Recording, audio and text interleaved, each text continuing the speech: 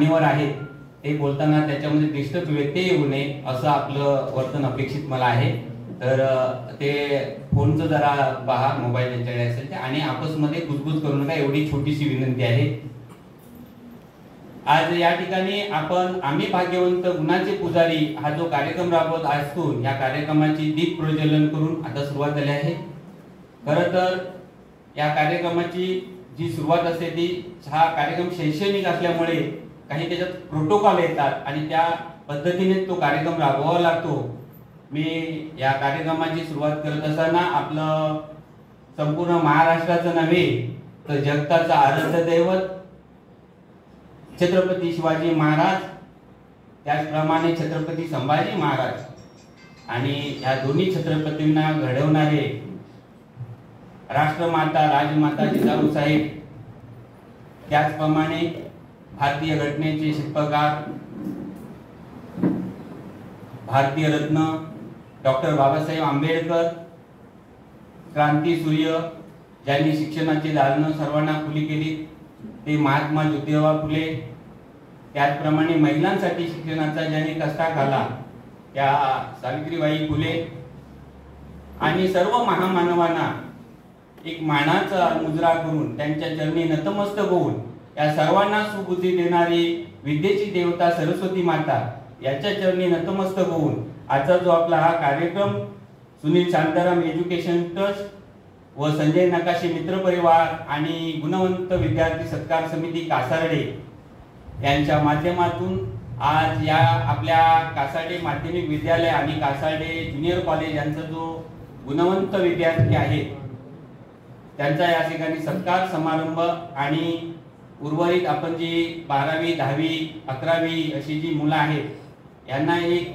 मार्गदर्शन, आपण पण या स्पर्धेतले या यशाचे उद्याचे शिल्पकार आहात, आपल्याला पण याच्यातून भवितव्य घडवायचं आहे, आपल्या शाळेचं नाव उज्ज्वल करायचं आहे आणि यासाठी मार्गदर्शन करण्यासाठी आपण या ठिकाणी आपल्या समोर जे मान्यवर आहेत ते करतील। तत्पूर्वी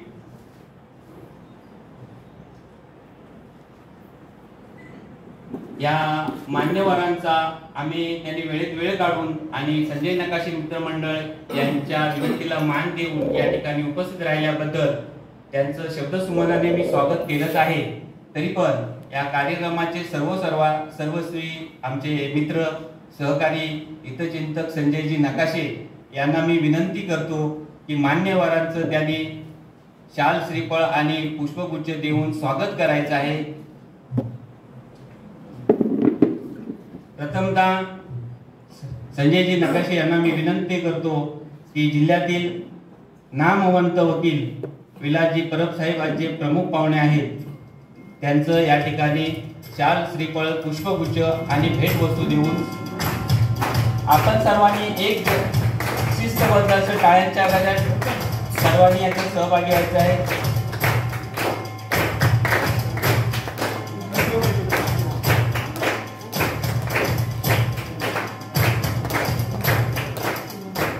काही मान्यवर मागावून आपल्या या कार्यक्रमाला सहभागी होणार आहेत। शेखरजी सामंत दैनिक तरुण भारतचे प्रमुख हे थोड्या वेळात या आपल्या कार्यक्रमात हजर होणार आहेत। यानंतर या ठिकाणी आपल्या शाळेच्या मुख्याध्यापिका भाग्यश्री बिसुरे मॅडम यांचाही शाल श्रीफळ आणि पुष्पगुच्छ देऊन संजय नकाशे यांना विनंती करतो त्यांनी त्यांना सन्मानित करायचं आहे। ठीक आहे, कासार्डे सरपंच संजय नकाशेंची इच्छा आहे कासार्डे सरपंच सौ निशा नकाशे मॅडम यांच्या शुभ हस्ते त्यांना सन्मानित करायचं आहे।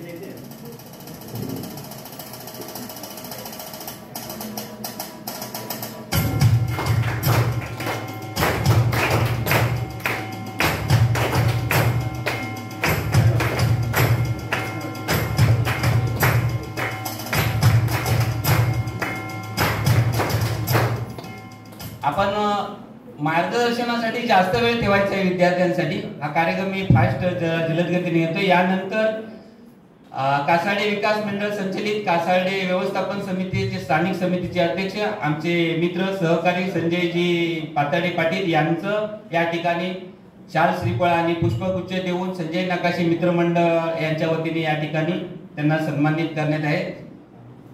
मी संजय नकाशे यांना विनंती करतो त्यांनी त्यांचं स्वागत आणि सन्मान करायचा आहे.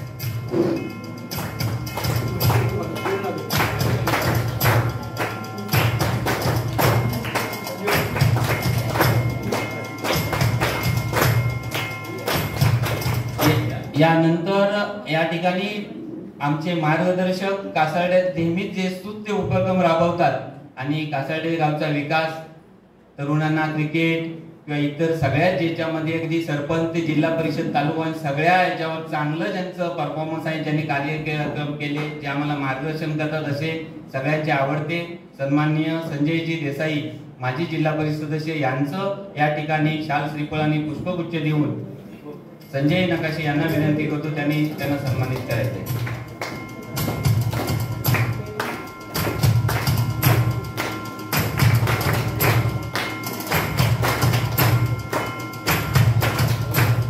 यानंतर आपल्या सर्वांचे लाडके, आपल्या घरोघरी ज्यांच्या सुमधुर आवाजाने ज्यांची आपली सांस्कृतिक कला जपणारे आमचे मित्र प्रकाशजी पारकर, माजी पंचायत समिती कणकवली उपाध्यक्ष, माजी सभापती यांचं या ठिकाणी शाल श्रीफळ आणि पुष्पगुच्छ देऊन संजय नकाशे हे सन्मान करतात.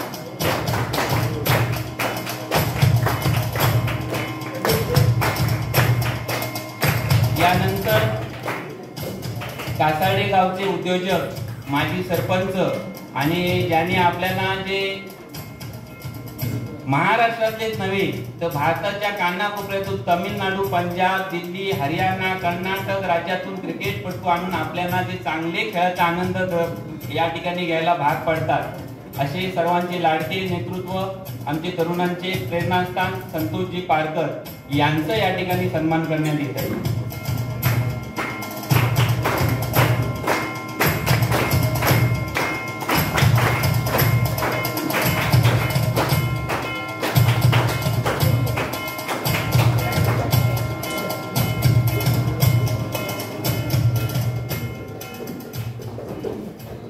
आपण कासारडे गावात या संस्थेत जेव्हा येतो जातो राहतो, गेले 1-1.5 वर्षे जे प्रामुख्याने चांगले कार्यक्रम राबवतात. काल पण त्यांनी एक पर्यावरणाचा स्तुत्य कार्यक्रम राबवला, ज्या धडाडीने नेतृत्व गावाचं चालवत आहे, असे आमच्या लाडक्या सरपंच महोदया सौ निशा नकाशे मॅडम यांचं या ठिकाणी सन्मान आणि सत्कार करण्यात मी संजय नकाशे यांना विनंती करतो त्यांनी त्यांचं तात्काळ सन्मान करून घ्यावा.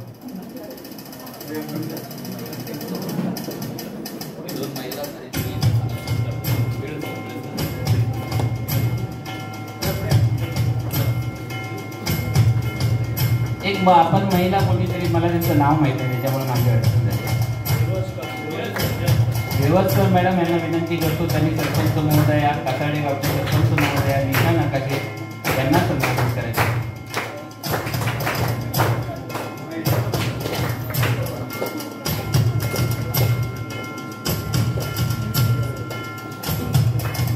यानंतर कासारडे गावचे उपसरपंच तरुण आमचे मित्र गणेशजी पाताडे यांना पण सन्मानित करण्यात येत आहे. मी सचिन राणे यांना विनंती करतो त्यांनी गणेश पाताडे उपसरपंच कासारडे यांना सन्मानित करायचं आहे.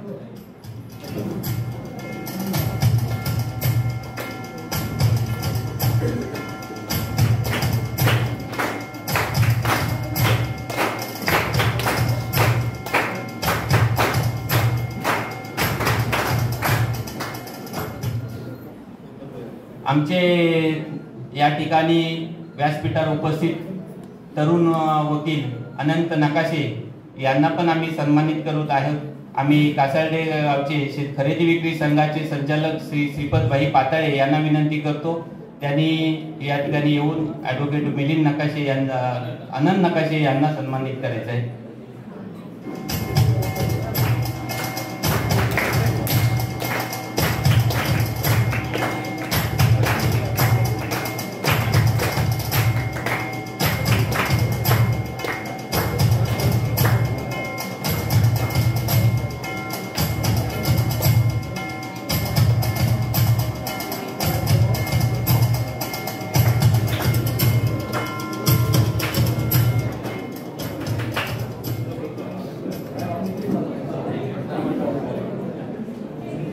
कार्यक्रमात YouTube channel, social media, print media, सामाजिक, राजकीय, शैक्षणिक आमचे जमदाडे सर आणि इतर सर्व आपल्या सर्वांचं शब्दसुमनाने मनपूर्वक मी या ठिकाणी आपण उपस्थित राहिल्याबद्दल प्रथम स्वागत आणि खूप खूप आभार आणि मानतो आणि पुढील कार्यक्रमाकडे वळतो.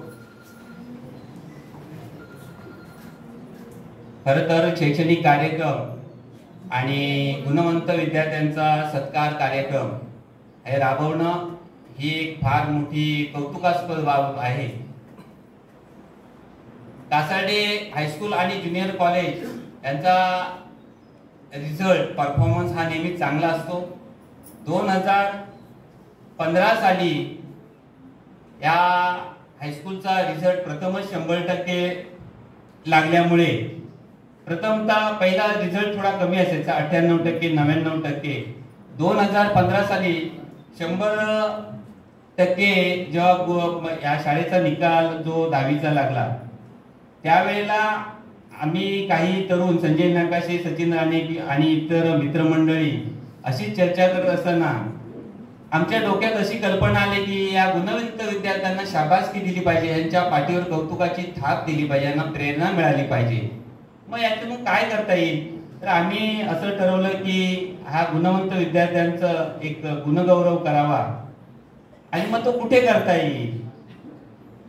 आम्ही या काही लोकांना तर माहित आहे, फक्त परब साहेब आज व्यासपीठावर नवीन आहेत म्हणून मी पुन्हा याची उजळणी करतो. तर आम्ही म्हटलं आमच्या या कासार्डे हायस्कूल आणि ज्युनियर कॉलेज इथेच आतमध्ये कंपाऊंड मध्ये आपण करावा अशी एक कल्पना निघाली. आणि आमचे सहकारी संजय नकाशे हे तात्काळ पुढे होऊन त्यांनी या कार्यक्रमाची अंमलबजावणी केली. खरं तर कासार्डे विकास मंडळ संचलित जी संस्था आहे ती 1958 मध्ये मुंबई इथे परेल येथे एक कासार्डे विभागातील सर्व त्यावेळी मिल कामगार हे जास्त होते आणि काही सुशिक्षित वगैरे त्यामध्ये आमच्या गावातले व्यक्ती होत्या, महापुरुष, थोर पुरुष. त्यांच्या संकल्पनेतून ही संस्था निर्माण झाली. त्यांना वाटलं की आपल्या या गावामध्ये शेतकरी, गरीब, कष्टकरी आणि या पंचक्रोशीतील सर्व गरिबांच्या मुलांना या ठिकाणी शिक्षण उपलब्ध व्हावे या शुद्ध हेतूने ही संस्था 1958 मध्ये मुंबई परेल येथे, मला वाटतं कासार्डेतील बंडवाडीतील आडिवरेकर नावाचे एक गृहस्थ होते, मला त्यांचं नाव आता माझ्याकडे उपलब्ध नाही कारण मी तेव्हा जन्म पण माझा नव्हता, तर ते मी घेईन निश्चितच, ते राहून गेलं. तर ते प्रमुख होते, ते मुंबई महानगरपालिकेमध्ये एका मोठ्या पदावर होते आणि त्यांच्यात त्या घरचा राहता पत्ता देऊन कासार्डेतील बरेचशा वेगवेगळ्या वाडीतील डॉक्टर, वकील, त्यावेळेचे किंवा जे सुज्ञ सुशिक्षित होते त्यांनी पुढाकार घेऊन ही संस्था निर्माण केली. आणि आजच्या वेळेला या संस्थेमध्ये त्यापैकी आज कोण ह्यात नाही, पण ही संस्था ही आज चांगल्या रूपाला, नाम रूपाला आलेली आहे. साधारणतः 1000च्या वरती, गेल्या वर्षी 963 मुलं पटसंख्या होती. यावेळेला अजून आमच्या स्थानिक व्यवस्थापन कमिटीने जास्त प्रयत्न केले, जाहिरात केली, त्याच्यामुळे मला वाटतं 30-40% अजून ऍडमिशन वाढलेलं आहे आणि आता 1000च्या वरती पटसंख्या ही गेलेली आहे. आणि या पटसंख्येप्रमाणे ह्या विद्यार्थी पण शैक्षणिक गुणवत्तेमध्ये काही कमी नाही आहेत, हे आज या रिझल्ट वरून दिसून येतं. आणि हे सर्व चांगल्या रीतीने विशेष करण्यासाठी आणि मार्गदर्शन करण्यासाठी आजच्या या आम्ही भाग्यवंत गुणाचे पुजारी या कार्यक्रमामध्ये मी प्रथमतः या ठिकाणी या शाळेच्या मुख्याध्यापिका सौ भाग्यश्री बिसुरे मॅडम यांना मी विनंती करतो, आपण या मुलांना आणि मार्गदर्शन करावं आणि संबोधित करावं.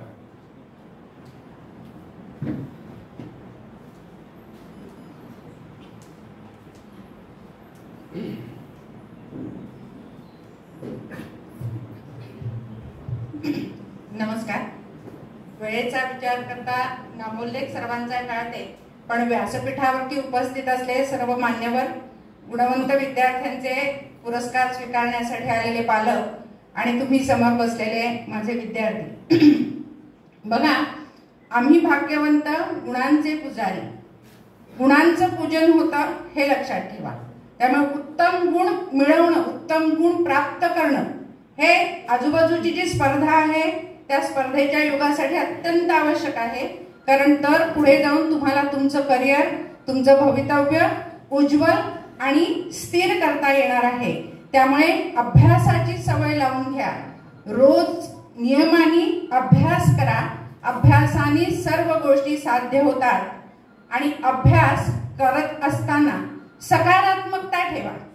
तुम्ही मला येणार नाही, माझ्या लक्षात येणार नाही, माझ्या लक्षात राहणार नाही, मला कळणार नाही असा विचार न करता, हो माझ्या हे लक्षात राहील, हो मी हे पाठ करू शकेन, मला परीक्षेच्या वेळेला ते आठवेल, अशा प्रकारच्या धारणेने अभ्यास करण्याचा प्रयत्न करा. कारण असाध्य ते साध्य करिता सायास असं म्हटलं जातं. अतिशय अवघड गोष्टी सुद्धा प्रयत्नाने साध्य असतात. तुम्ही सगळेजण आता 12वीला आहात, काही मुलं 10वीला आहेत. तुम्ही मराठीच्या पाठ्यक्रमामधला गोष्ट अरुणिमाची नावाचा पाठ वाचलेला आहे, अभ्यासलेला आहे. कुठल्याही कारणाने आलेलं अपंगत्व सुद्धा त्या अरुणिमाला तिच्या ध्येयापासून लांब ठेवू शकलं नाही. कारण जिद्द, चिकाटी आणि प्रयत्न या सगळ्या गोष्टींची सांगड घालून तुम्ही मेहनत करून अतिशय हुशार आणि शाळेचं नाव, संस्थेचं नाव आणि आपल्या कुटुंबाचं नाव मोठं करण्याचा प्रयत्न करा. न ऋण जन्म द्यायचे फिटे असं म्हटलं जातं. आपल्याला जन्म देणारी आई जी आहे तिचं ऋण आपल्याला फेडता येत नाही. हे जसं आईच्या बाबतीत खरं आहे तसंच आणि तितकंच महत्वाचं आपली शाळा असते. मी ज्या शाळेमध्ये शिकते, ज्या शाळेमध्ये मी घडते, ज्या शाळेमध्ये मी लहानाची मोठी होते, ही शाळा मला आईच्या ठिकाणी असते. त्यामुळे जेव्हा केव्हा तुम्ही शिकून मोठे व्हाल, स्वावलंबी व्हाल, तेव्हा मागे वळून पहा. मागे वळून पहा याचाच अर्थ तुमच्या शाळेकडे परत या. शाळेसाठी काय आवश्यक आहे, काय करता येईल, माझा खालीचा वाटा मी कसा उचलू शकेन याचं भान, याची जाणीव ठेवा. आणि उत्तम गुण मिळवत असतानाच तुम्ही हे लक्षात ठेवा की गुणांना महत्व आहेच, टक्केवारीला महत्व आहेच, पण या टक्केवारीच्या जोडीला सद्गुण जे आहेत हे सद्गुण मिळवण्याचा प्रयत्न करा. आपल्या अंगी सद्गुण कसे वाढतील याचा विचार करा. आणि सद्गुण हे सगळ्यात जास्त महत्वाचे असतात. आत्ताच मी तिथं बसलो होतो आणि कुणीतरी बोलताना असं सहज एक वाक्य म्हटलं, माणूस चांगला आहे. कारण शेवटी मला मिळालेले टक्के, मला मिळालेले गुण हे काही आयुष्यभर मला कोणी विचारत नाही, पण बाकी माझं चरित्र कसं आहे, माझं चारित्र्य कसं आहे, मी माझं काम कसं करते, त्या कामामध्ये मी किती प्रामाणिक आहे, या गोष्टी समाजामध्ये तोलल्या जातात, मोजल्या जातात. आणि त्यामुळं तुम्ही तुमच्या कामाने पण गुणवंत होण्याचा प्रयत्न करा. जशी उत्तम टक्केवारी मिळवण्याचा प्रयत्न कराल तसेच उत्तम सद्गुण अंगी जोपासा. स्वतःच्या शाळेचं आणि आपल्या कुटुंबाचं नाव मोठं करण्याचा प्रयत्न करा. आणि कितीही मोठे झाला तरी नम्रता महत्वाची आहे, पाय जमिनीवर असणं महत्वाचं आहे. त्यामुळं सद्गुणांची जोपासना आणि उत्तम गुणवारी यांची सांगड घालत उत्तम माणसं व्हा, चांगली माणसं व्हा. कारण शेवटी शिक्षणाची प्रक्रिया जी आहे ती केवळ या वर्गातून त्या वर्गात जाण्यापुरती मर्यादित नाही. ते करत असताना मी एक उत्तम नागरिक व्हावं, मी एक उत्तम माणूस व्हावं, हे सगळ्यात जास्त महत्वाचं आहे. आणि त्या दृष्टीनं उत्तम गुणांचा संचय करत, उत्तम टक्केवारी प्राप्त करत पुढच्या वर्षी गुणवंतांचा सत्कार जेव्हा असेल इथं, तेव्हा तुम्ही त्यामध्ये असलं पाहिजे, गुणवंत म्हणून तुमचं नाव आलं पाहिजे, यासाठी प्रयत्न करा. बाकी तुम्हाला मी रोज काही ना काही सांगत असते, शिकवत असते, बोलत असते, त्यामुळे ते परत इथं नको. तर तुम्हाला सगळ्यांना तुमच्या पुढच्या वाटचालीसाठी शुभेच्छा. गुणवंत विद्यार्थ्यांनी सुद्धा पुढे जाऊन तशीच मेहनत करत आपल्याला मिळवलेलं यश टिकवण्याचा प्रयत्न करावा, अधिक उत्तुंग भरारी घेण्याचा प्रयत्न करावा. आणि जेव्हा केव्हा ती शिकून मोठी होतील तेव्हा आपल्या सभोवतालच्या मुलांना मार्गदर्शन करून त्यांना उत्तम शिक्षण घेण्यासाठी प्रवृत्त करण्याचा विचार डोक्यामध्ये ठेवून आपण पुढे जाऊया. थांबते. धन्यवाद.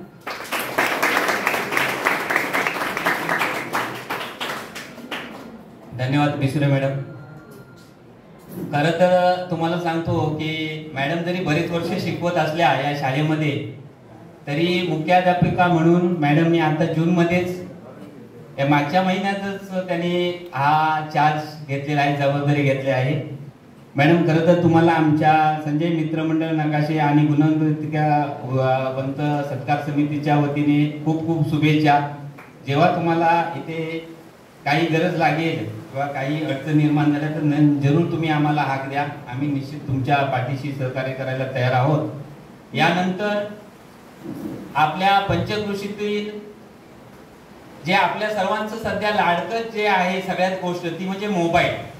आणि मोबाईल आणि यूट्यूब हे आपल्याकडे घरोघरी आपल्या कानामध्ये सगळ्यांच्या घुसत असते. आणि नवीन नवीन जे उपक्रम शैक्षणिक किंवा सांस्कृतिक असे आपल्या सर्वांवरती पोहोचवणारे जे एक 7 चॅनल कोकण 7 चॅनल चालवणारे आमच्या या विभागाचे आमचे मित्र संदीप साळुंके यांना मी एक छोटीशी संधी देतो. त्यांनी छोट्या एकदम थोडक्यात आपल्या इथे मनोगत आणि मार्गदर्शन द्यायचं आहे, कारण बरेचसे मान्यवर आहेत. मी आपल्याला सल्ला विनंती करतो की मुलांना संबोधित करायचं.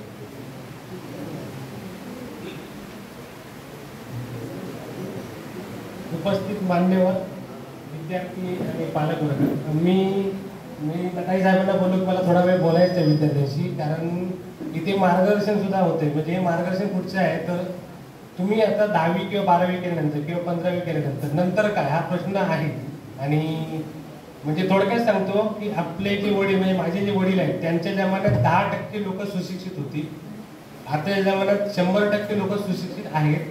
आणि तुमच्या जमान्यात सुशिक्षितचा म्हणजे तुम्ही जेव्हा बाहेर पडाल मार्केटमध्ये म्हणतात ना की जॉब शोधायला अजून 4 ते 5 वर्षांनी, तेव्हा कॉम्पिटिशन एवढं स्ट्रॉंग असणार आहे की जॉब कसा मिळवायचा. म्हणजे आमच्या वेळी 50% 60% खूप झाले, 70%. आता मी ऐकतो 85% 90%. मॅडमला माहिती आहे की बोर्डात येणाऱ्या विद्यार्थ्यांचे टक्के काय आहे. इंजिनिअरिंग डॉक्टर तुम्ही म्हणजे एक असतं रेग्युलर आपलं करिअर की इंजिनियर बनेन मी, डॉक्टर बनेन किंवा वकील बनेन.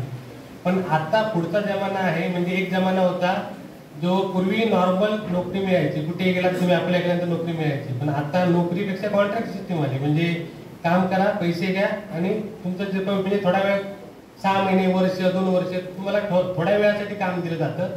पेमेंट पण चांगला मिळतो त्याच्यात. म्हणजे त्यात निगेटिव्हिटी असं नाही, कारण कॉन्ट्रॅक्टमध्ये ऍक्च्युली जास्त पैसे मिळतात जॉबपेक्षा. कारण जॉबमध्ये तुम्हाला एक पर्टिक्युलर सॅलरी असते 10 रुपये 20 रुपये जी काय असेल ती.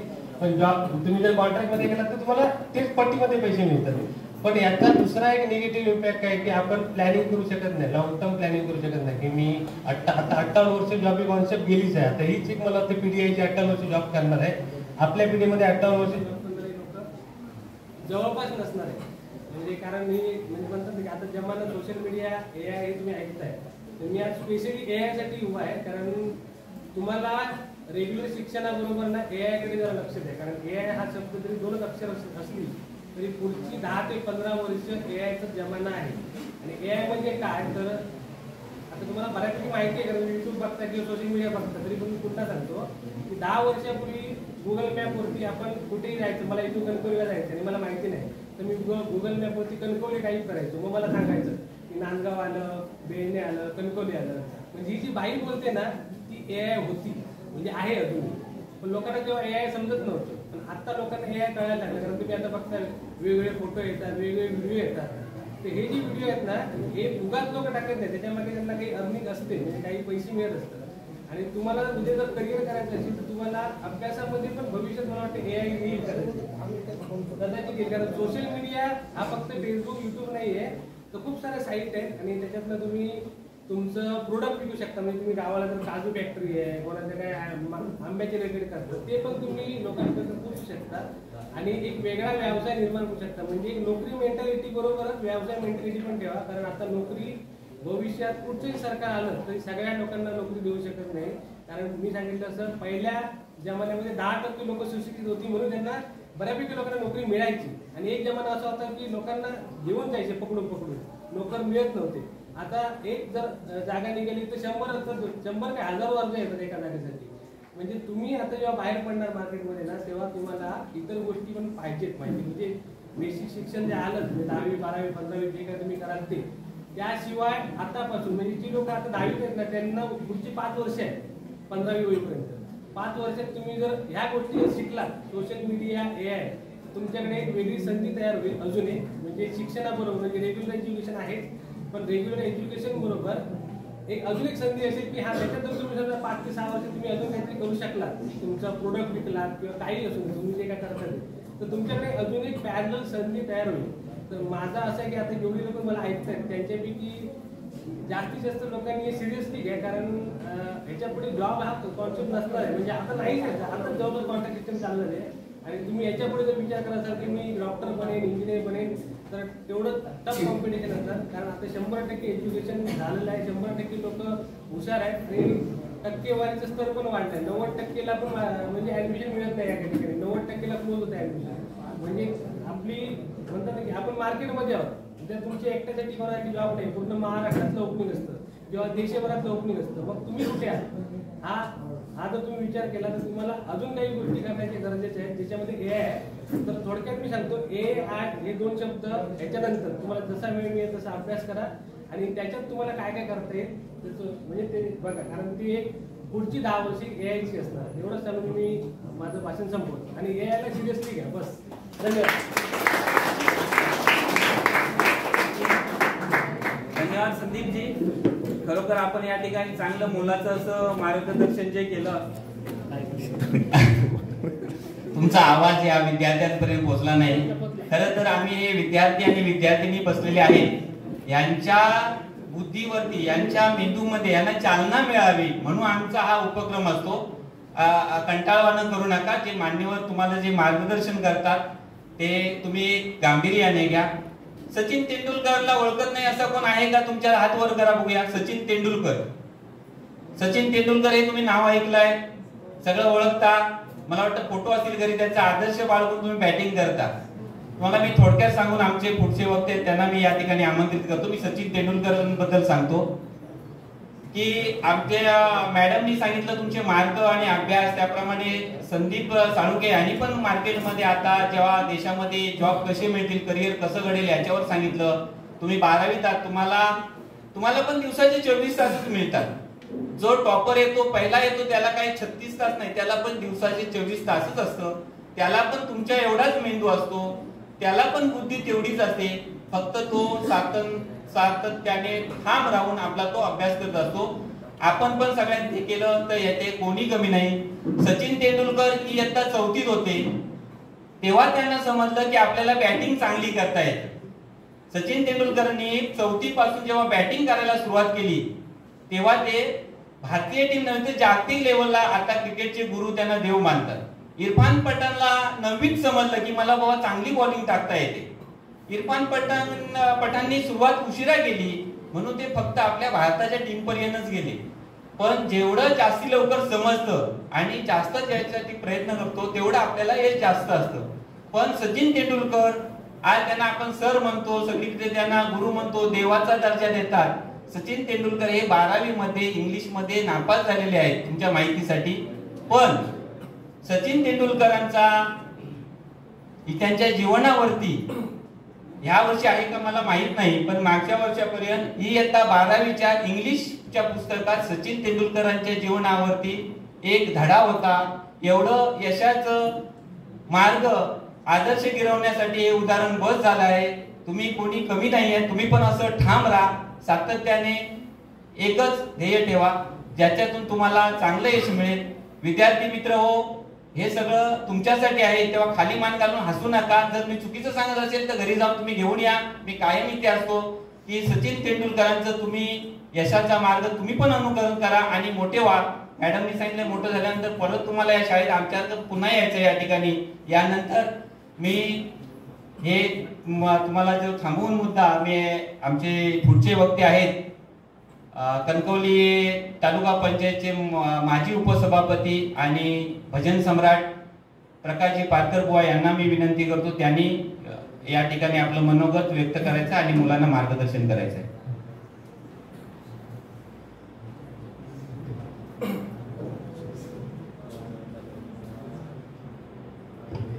आज या ठिकाणी सुनीता शांताराम एज्युकेशन आणि संजय नकासे मित्रमंडळ यांच्या वतीने आज या ठिकाणी गुणवंत विद्यार्थ्यांचा सत्कार आणि त्यांना या ठिकाणी मोलाचं मार्गदर्शन करण्याच्या निमित्ताने या ठिकाणी व्यासपीठावर उपस्थित असलेले सर्व मान्यवर, कृपया सगळे परिचित आहेत, फक्त डॉक्टर या ठिकाणी आमचे ॲडव्होकेट परब साहेब या ठिकाणी कणकवलीवरून खास या कार्यक्रमाच्या निमित्त आलेले आहेत. त्यांचे आणि उपस्थित सर्व मान्यवरांचे या ठिकाणी मनपूर्वक या ठिकाणी स्वागत करतो। आणि अनेक मान्यवरांनी आता या ठिकाणी आपलं मनोगत व्यक्त करताना प्रत्येक मुलाने गुणवंत कसं बनायचं आणि विद्यार्थ्याने एकाग्र चित्ताने अभ्यास केल्यानंतर सचिन तेंडुलकरचं उदाहरण आता तिलटकर साहेबांनी सांगितलं। या देशामध्ये अनेक गुणवंत जी मुलं होती त्यांनी एक मनामध्ये घेतलेला ध्यास की मला काहीतरी व्हायचं आहे आणि तो ध्यास घेतल्यानंतर मला वाटतं तुमच्यामधले सुद्धा 100% या ठिकाणी त्याच प्रकारे गुणवंत झाल्याशिवाय राहणार नाही। फक्त या गोष्टीमध्ये एकच गोष्ट महत्वाची, या व्यासपीठावर बसलेली जी मंडळी आहे ही सुद्धा याच शाळेमधून शिकून गेलेली सर्व मंडळी आहे आणि ती आज या व्यासपीठावर कोण जिल्हा परिषद सदस्य आहे, कोण पंचायत समिती सदस्य आहे, कोण सरपंच आहे, कोण उपसरपंच आहे, कोण माजी सरपंच आहेत, आमचे शालेय आपल्या शालेय या संघटनेचे उपाध्यक्ष संजय पाताडे आहेत। सगळी मंडळी अशी आहे की ज्यांनी जीवनामध्ये अनेक खास्ता खाल्ल्या। तुमचं भवितव्य खूप चांगलं आहे की आज तुम्हाला जे मागाल ते देण्याची क्षमता आज आपल्या आई वडिलांमध्ये थोडीफार आहे। पण ज्यावेळी आम्ही शाळेत जायचो त्यावेळी शेजाऱ्यांच्या मुलांचे कपडे आम्ही वापरायचो, एवढी गरिबी त्यावेळी होती आणि त्या परिस्थितीमधून आम्ही आज पुढे जात असताना आम्हाला मागील जीवन कायम आठवतं आणि म्हणून मगाशी मॅडमने सांगितलं, विसुरे मॅडमने, की तुम्ही मोठे व्हा, भरपूर शिका, पण शिकून ज्यावेळी तुम्ही बाहेर परदेशामध्ये किंवा मुंबई सारख्या नगरीमध्ये पुण्यामध्ये ज्यावेळी तुम्ही चांगल्या नोकरीवर जाल तेव्हा मात्र पुन्हा मागे वळून पहा की ज्या शाळेतून मी शिकून आलोय त्या शाळेची ऋण, तर शाळा म्हणजे माता आहे। मगाशी मॅडम म्हणाल्या की जेवढं आईला महत्व आहे तेवढं या शाळेला महत्व आहे। तर आईने जन्म दिला, आईने लहानाचं मोठं केलं, अमृतापेक्षाही पवित्र दूध आपल्याला पाजलं, हाताला धरलं, शाळेत नेऊन सोडलं, अन्नदानासारखं पवित्र कार्य आईने केलं।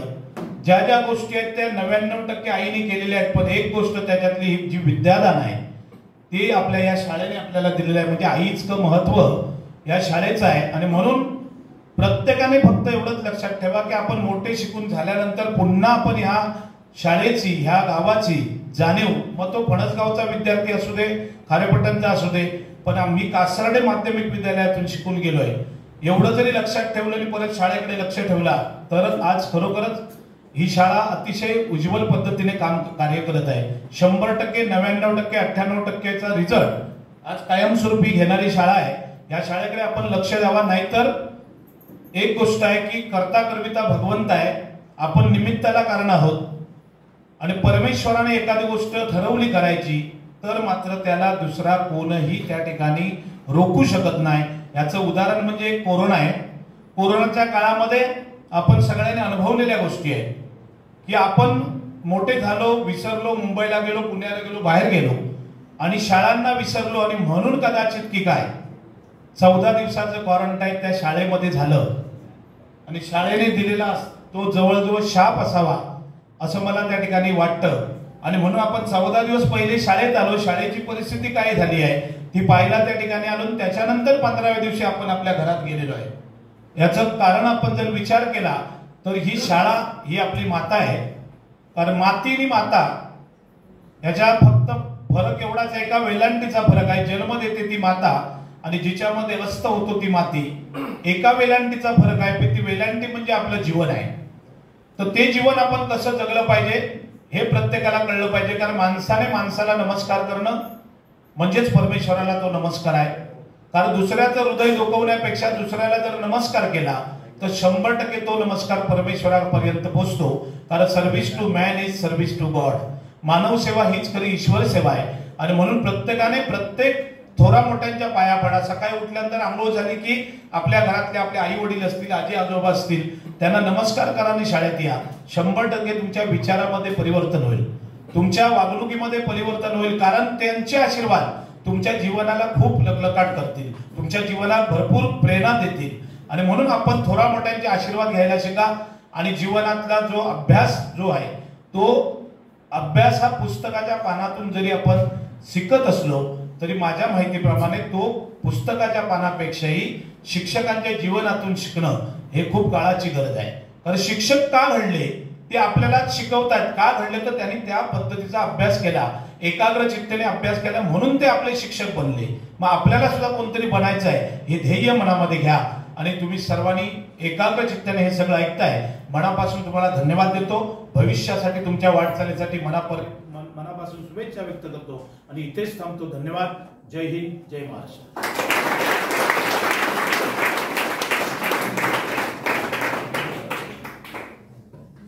आमचे मित्र प्रकाश पारकर बुवा यांनी आपल्याला चांगलं मोलाचं असं मार्गदर्शन केलं आहे. खरं तर सर्वायव्हर ऑफ द फिटेस्ट हा जगात नियम चालतो. तुम्ही तुमच्या जीवन क्षेत्रात म्हणजे आता सध्या तुमचं क्षेत्र आहे अभ्यास.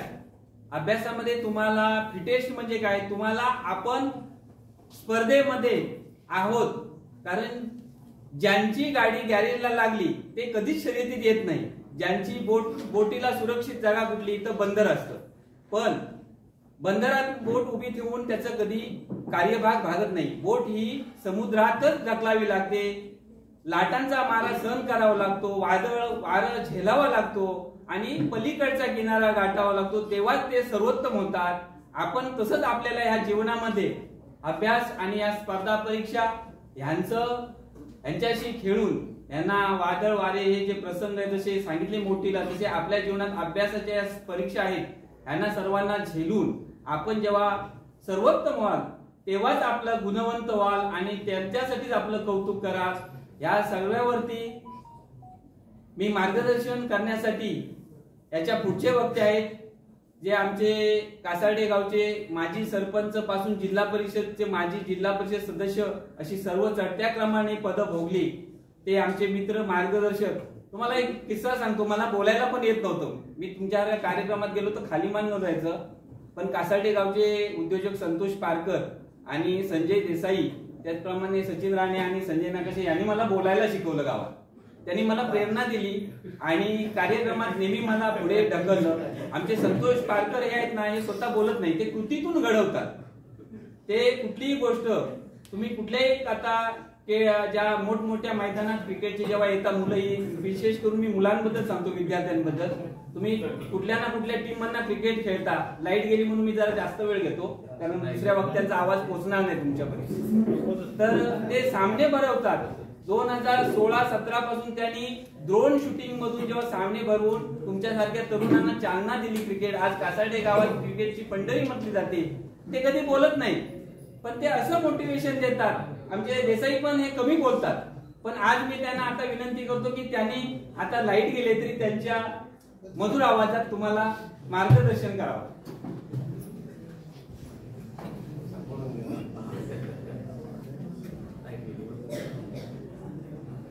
नमस्कार.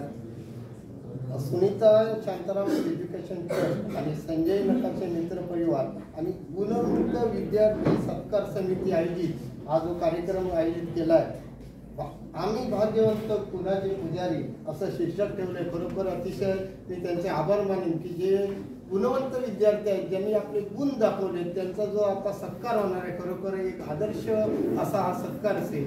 या कार्यक्रमानिमित्त आपले वेळात वेळ काढून आलेले आमचे अतिशय नामवंत असे वकील विलास परब साहेब, या गावच्या सरपंच निशा नकाशे, मुख्याध्यापक आणि सर्व व्यासपीठ. मला एवढंच सांगायचं आहे की सर्व इथे आता पालक थोडे कमी आहेत, पण पालकांनाही सांगायचं आहे की आपले जे विद्यार्थी सगळे गुणवंत असतात पण ते गाडीच्या स्पीड सटके असतात. काही गाडीना थोडासा जादा स्पीड असतो, काही जणांना कमी असतो. जी कमी स्पीडवाला असतो तो त्याला गाठण्याचा प्रयत्न करतो, परंतु ती गाडी जशी बनलेली असते की तू कधी गाठू शकत नाही. म्हणून सर्व माझं पालकांना एक विनंती आहे की आपल्या मुलाची ऐकू रेषा म्हणजे त्याची गुणवत्ता पहा, त्याला कशा प्रकारचं मार्गदर्शन करता येईल हे पहा. कारण जो विद्यार्थी आता जे गुणवंत विद्यार्थी झाले थोडेसे त्यात थोडे हुशार असतील, परंतु सगळेच विद्यार्थी अभ्यासात हुशार असतील असं नाहीये. त्याला काही वेगवेगळे कला असतील, कुठला खेळ असेल. आता जर काय बघितलं तर आमच्या आता गावात एक रावण जो गाडे म्हणून पोरगा आहे, कुठल्याही बाजूला शॉट मारतोय की त्याला कुठलंही प्रशिक्षण नाही आणि असा तो नामवंत खेळाडू झालाय की खरोखर आम्ही आज गावात त्याचं पहिलं नाव घेतोय. त्याचं नाव आहे प्रथमेश गाडे, पण त्याला आम्ही रावण समजतोय. इतकं तो सुंदर खेळाडू झालाय. म्हणून मी सर्व विद्यार्थ्यांना सांगेन, आपल्यातले जे जे वेगवेगळे गुण आहेत ते पालकांनी त्याला करायला द्यायला पाहिजे, त्याला ती प्रेरणा दिली पाहिजे. आताच आपले एक कासाडे गावचं म्हणजे आपल्या माध्यमिक विद्यालयाचं एक आज टीव्हीवर कार्यक्रम चालू आहे. आमची सावी मुद्राळी खरोखर अतिशय सुंदर अशी सहज गतीने ती काम करते. खरोखर ती पाहण्यासारखा कार्यक्रम आहे. सहज गतीने कुठे ती कळत नाही, कुठे काय करत नाही. एखादा नामवंत कलाकार जसं काम करतोय तशी ती सावी आपली मुद्राळी काम करते. खरोखर तिलाही आम्ही कासाडे ज्या विद्यालयाने तिला जी प्रेरणा दिली आहे, कासाड्यातल्या लोकांनी प्रेरणा दिली आणि सर्व त्यांचा कार्यक्रम जे बघतायत खरोखर त्याला धन्यवाद देतोय. मी संजय नकाशे यांना मुद्दामून धन्यवाद देईन की जे गुणवंत विद्यार्थी आहेत त्यांचा सत्कार केला आणि ह्या मुलांनी जर पाहिला तर आपणही त्याच्या समोर जावं, आपलाही गुण व्हावा ही त्याला प्रेरणा मिळेल. या प्रेरणेसाठी मी संजय नकाशे यांना पुन्हा एकदा धन्यवाद देतो. त्यांना एक जोरदार टाळीने त्यांचं स्वागत करा. खरोखर अतिशय चांगला असा कार्यक्रम. या कार्यक्रमासाठी बघा त्यांनी सगळ्यांना फोन केलाय, पत्रिका केली, खरोखर अतोनात श्रम घेतले. त्याच्याबरोबर असणारे आमचे बाबू तिल्लोडकर असतील, सचिन राणे असतील, हा कार्यक्रम चांगला होण्यासाठी अतोनात हे घेतलाय. या कार्यक्रमासाठी बघा पत्रकार आहेत, तुमचे युट्यूबर्स आहेत, आमचे गुरु पाताडे साळुंके असतील. खरोखर हा आता जो कार्यक्रम होतोय हा पूर्ण आपल्या देशात संपूर्ण जगात दिसणार आहे. जिथे जिथे आपले लोक असतील तिथं हा कार्यक्रम दिसणार आहे. मुलांना एक मोबाईलचं जरी हा मोबाईल जसा चांगला आहे तसा वाईट आहे, पण चांगला या गोष्टीसाठी आहे की या जर युट्यूबवर जर बघितलात, आपण जर युट्यूब खोललात किंवा गुगल पे खोललात, कुठल्याही प्रश्नाचं उत्तर तुम्हाला 1 मिनिटात मिळतंय. त्याच्यामुळे याचाही वापर करा. फक्त नुसता तो कार्यक्रम बघण्यासाठी करू नका. तर अभ्यासाच्या काही गोष्टी आहेत, त्यात गणित समजतायत, तुम्हाला भूगोल समजतात, काही इतिहासकालीन गोष्टी समजतायत. याही पालकांनी त्याला करायला जायला पाहिजे. त्याला अधिकाधिक आपलं ज्ञान वाढवायला पाहिजे. आता त्यांनी सचिन तेंडुलकरचं सांगितलं, तो अभ्यासात हुशार नव्हता पण एका खेळात हुशार होता म्हणून त्याचं नाव झालं. तसंही प्रत्येक पालकांनी असं करावं की आपल्या मुलाचे गुण ओळखावे, त्याचं कुठे कल आहे, कुठे तो काय करू शकतो एवढं ओळखून त्याला त्या पद्धतीने त्याला तसं मार्गदर्शन करावं. सर्व शिक्षकांनाही मी धन्यवाद देतोय की गेली 15 वर्षे ते 20 गेली 15 वर्षे 100% आपला रिझल्ट लागतोय. खरोखर चांगली गोष्ट आहे.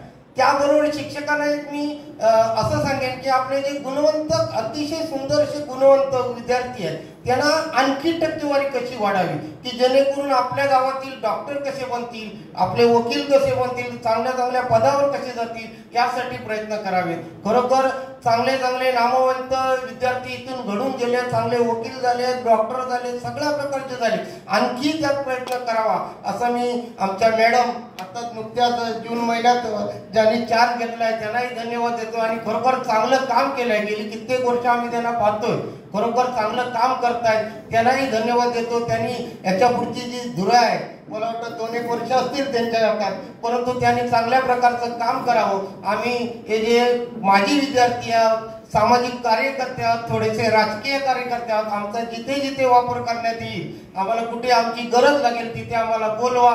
कुठल्याही प्रकारे आम्ही मागे राहणार नाही एवढी ग्वाही देतो. आणि इथेच थांबतोय. सर्व जे गुणवंत विद्यार्थी आहेत त्यांना पुन्हा एकदा धन्यवाद देतो आणि इथेच थांबतोय. जय हिंद, जय महाराष्ट्र.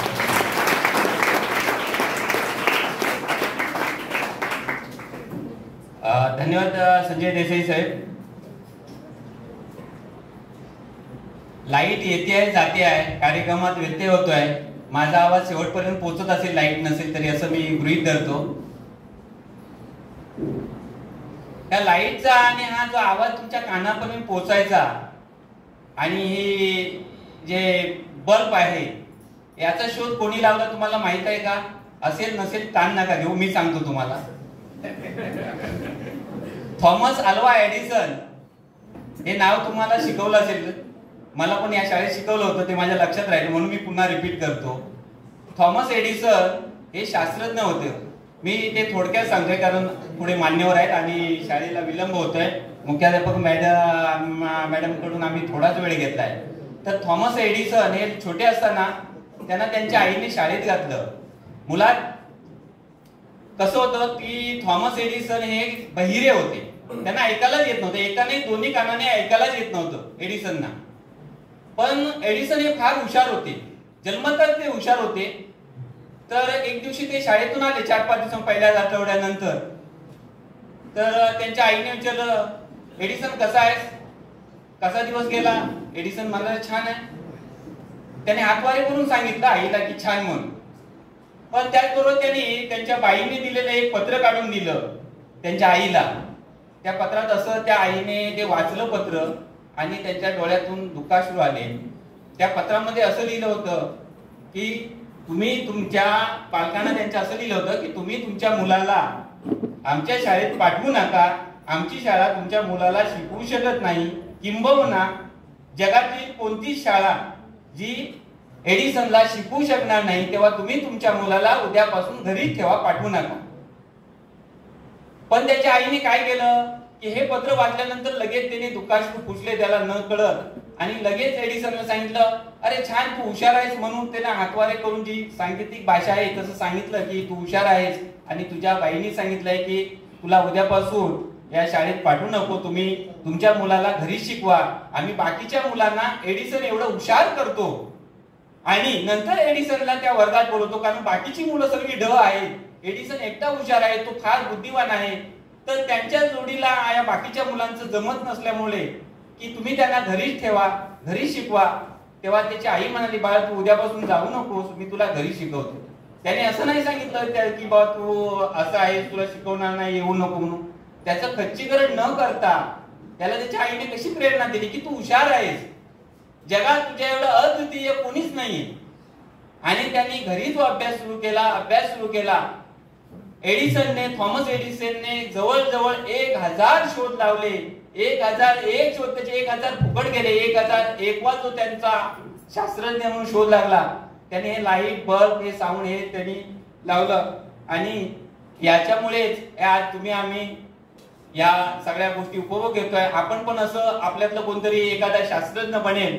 खरं तर आम्ही हे असे कार्यक्रम राबवताना गेल्या वर्षी आम्ही हा गुणवंत विद्यार्थ्यांचा सत्कार जो कार्यक्रम राबवला होता, आम्ही भाग्यवंत गुणाचे पुजारी, त्यामध्ये भगीरथ प्रतिष्ठानच्या वतीने या कासार्डे माध्यमिक विद्यालय आणि ज्युनियर कॉलेजच्या 2 विद्यार्थ्यांना 10,000 रुपयाचे भगीरथ प्रतिष्ठानची शिष्यवृत्ती आणि रोख पारितोषिक, शिष्यवृत्ती आणि रोख पारितोषिक असं प्राप्त झालं होतं.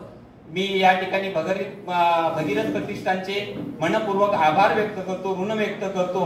आणि यानंतरचं आपल्याला मार्गदर्शन करायला जिल्ह्यातील प्रतियश जे नामवंत वकील आहेत, आज कायद्याच्या कक्षेत तुम्ही उद्या एखादं तुमच्यातला पण कोणतरी वकील होईल, तर ते कसं होईल, काय होईल, तुमचं कसं मार्गदर्शन, हे तुम्हाला आपल्या सगळ्यांना मार्गदर्शन करण्यासाठी मी ऍडव्होकेट विलास परब साहेबांना विनंती करतो की त्यांनी यांना आपल्या समोर सर्वांना संबोधित करावं.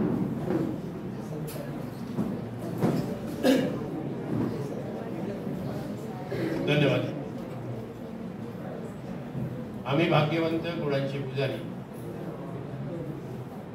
सुनीता शांताराम ट्रस्ट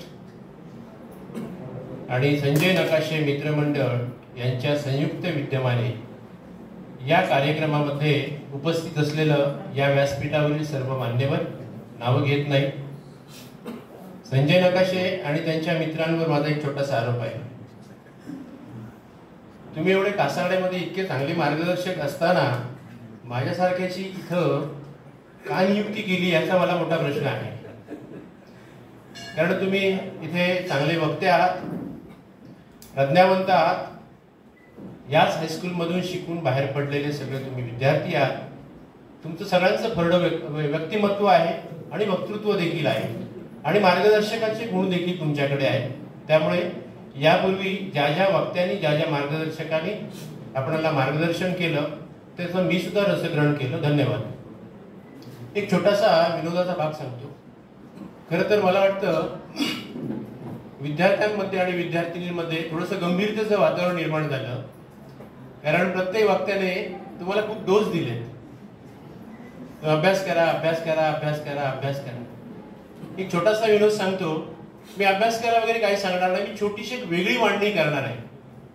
सातत्याने वेगवेगळ्या थोर पुरुषांनी आखलेली मार्गदर्शन आखलेली मार्गदर्शिका आणि मळलेली वाट सोडून दुसऱ्या सुद्धा वाटा असतात, या स्वरूपाची एक मांडणी करण्याचा तुमच्यासमोर एक प्रयत्न करणार आहे.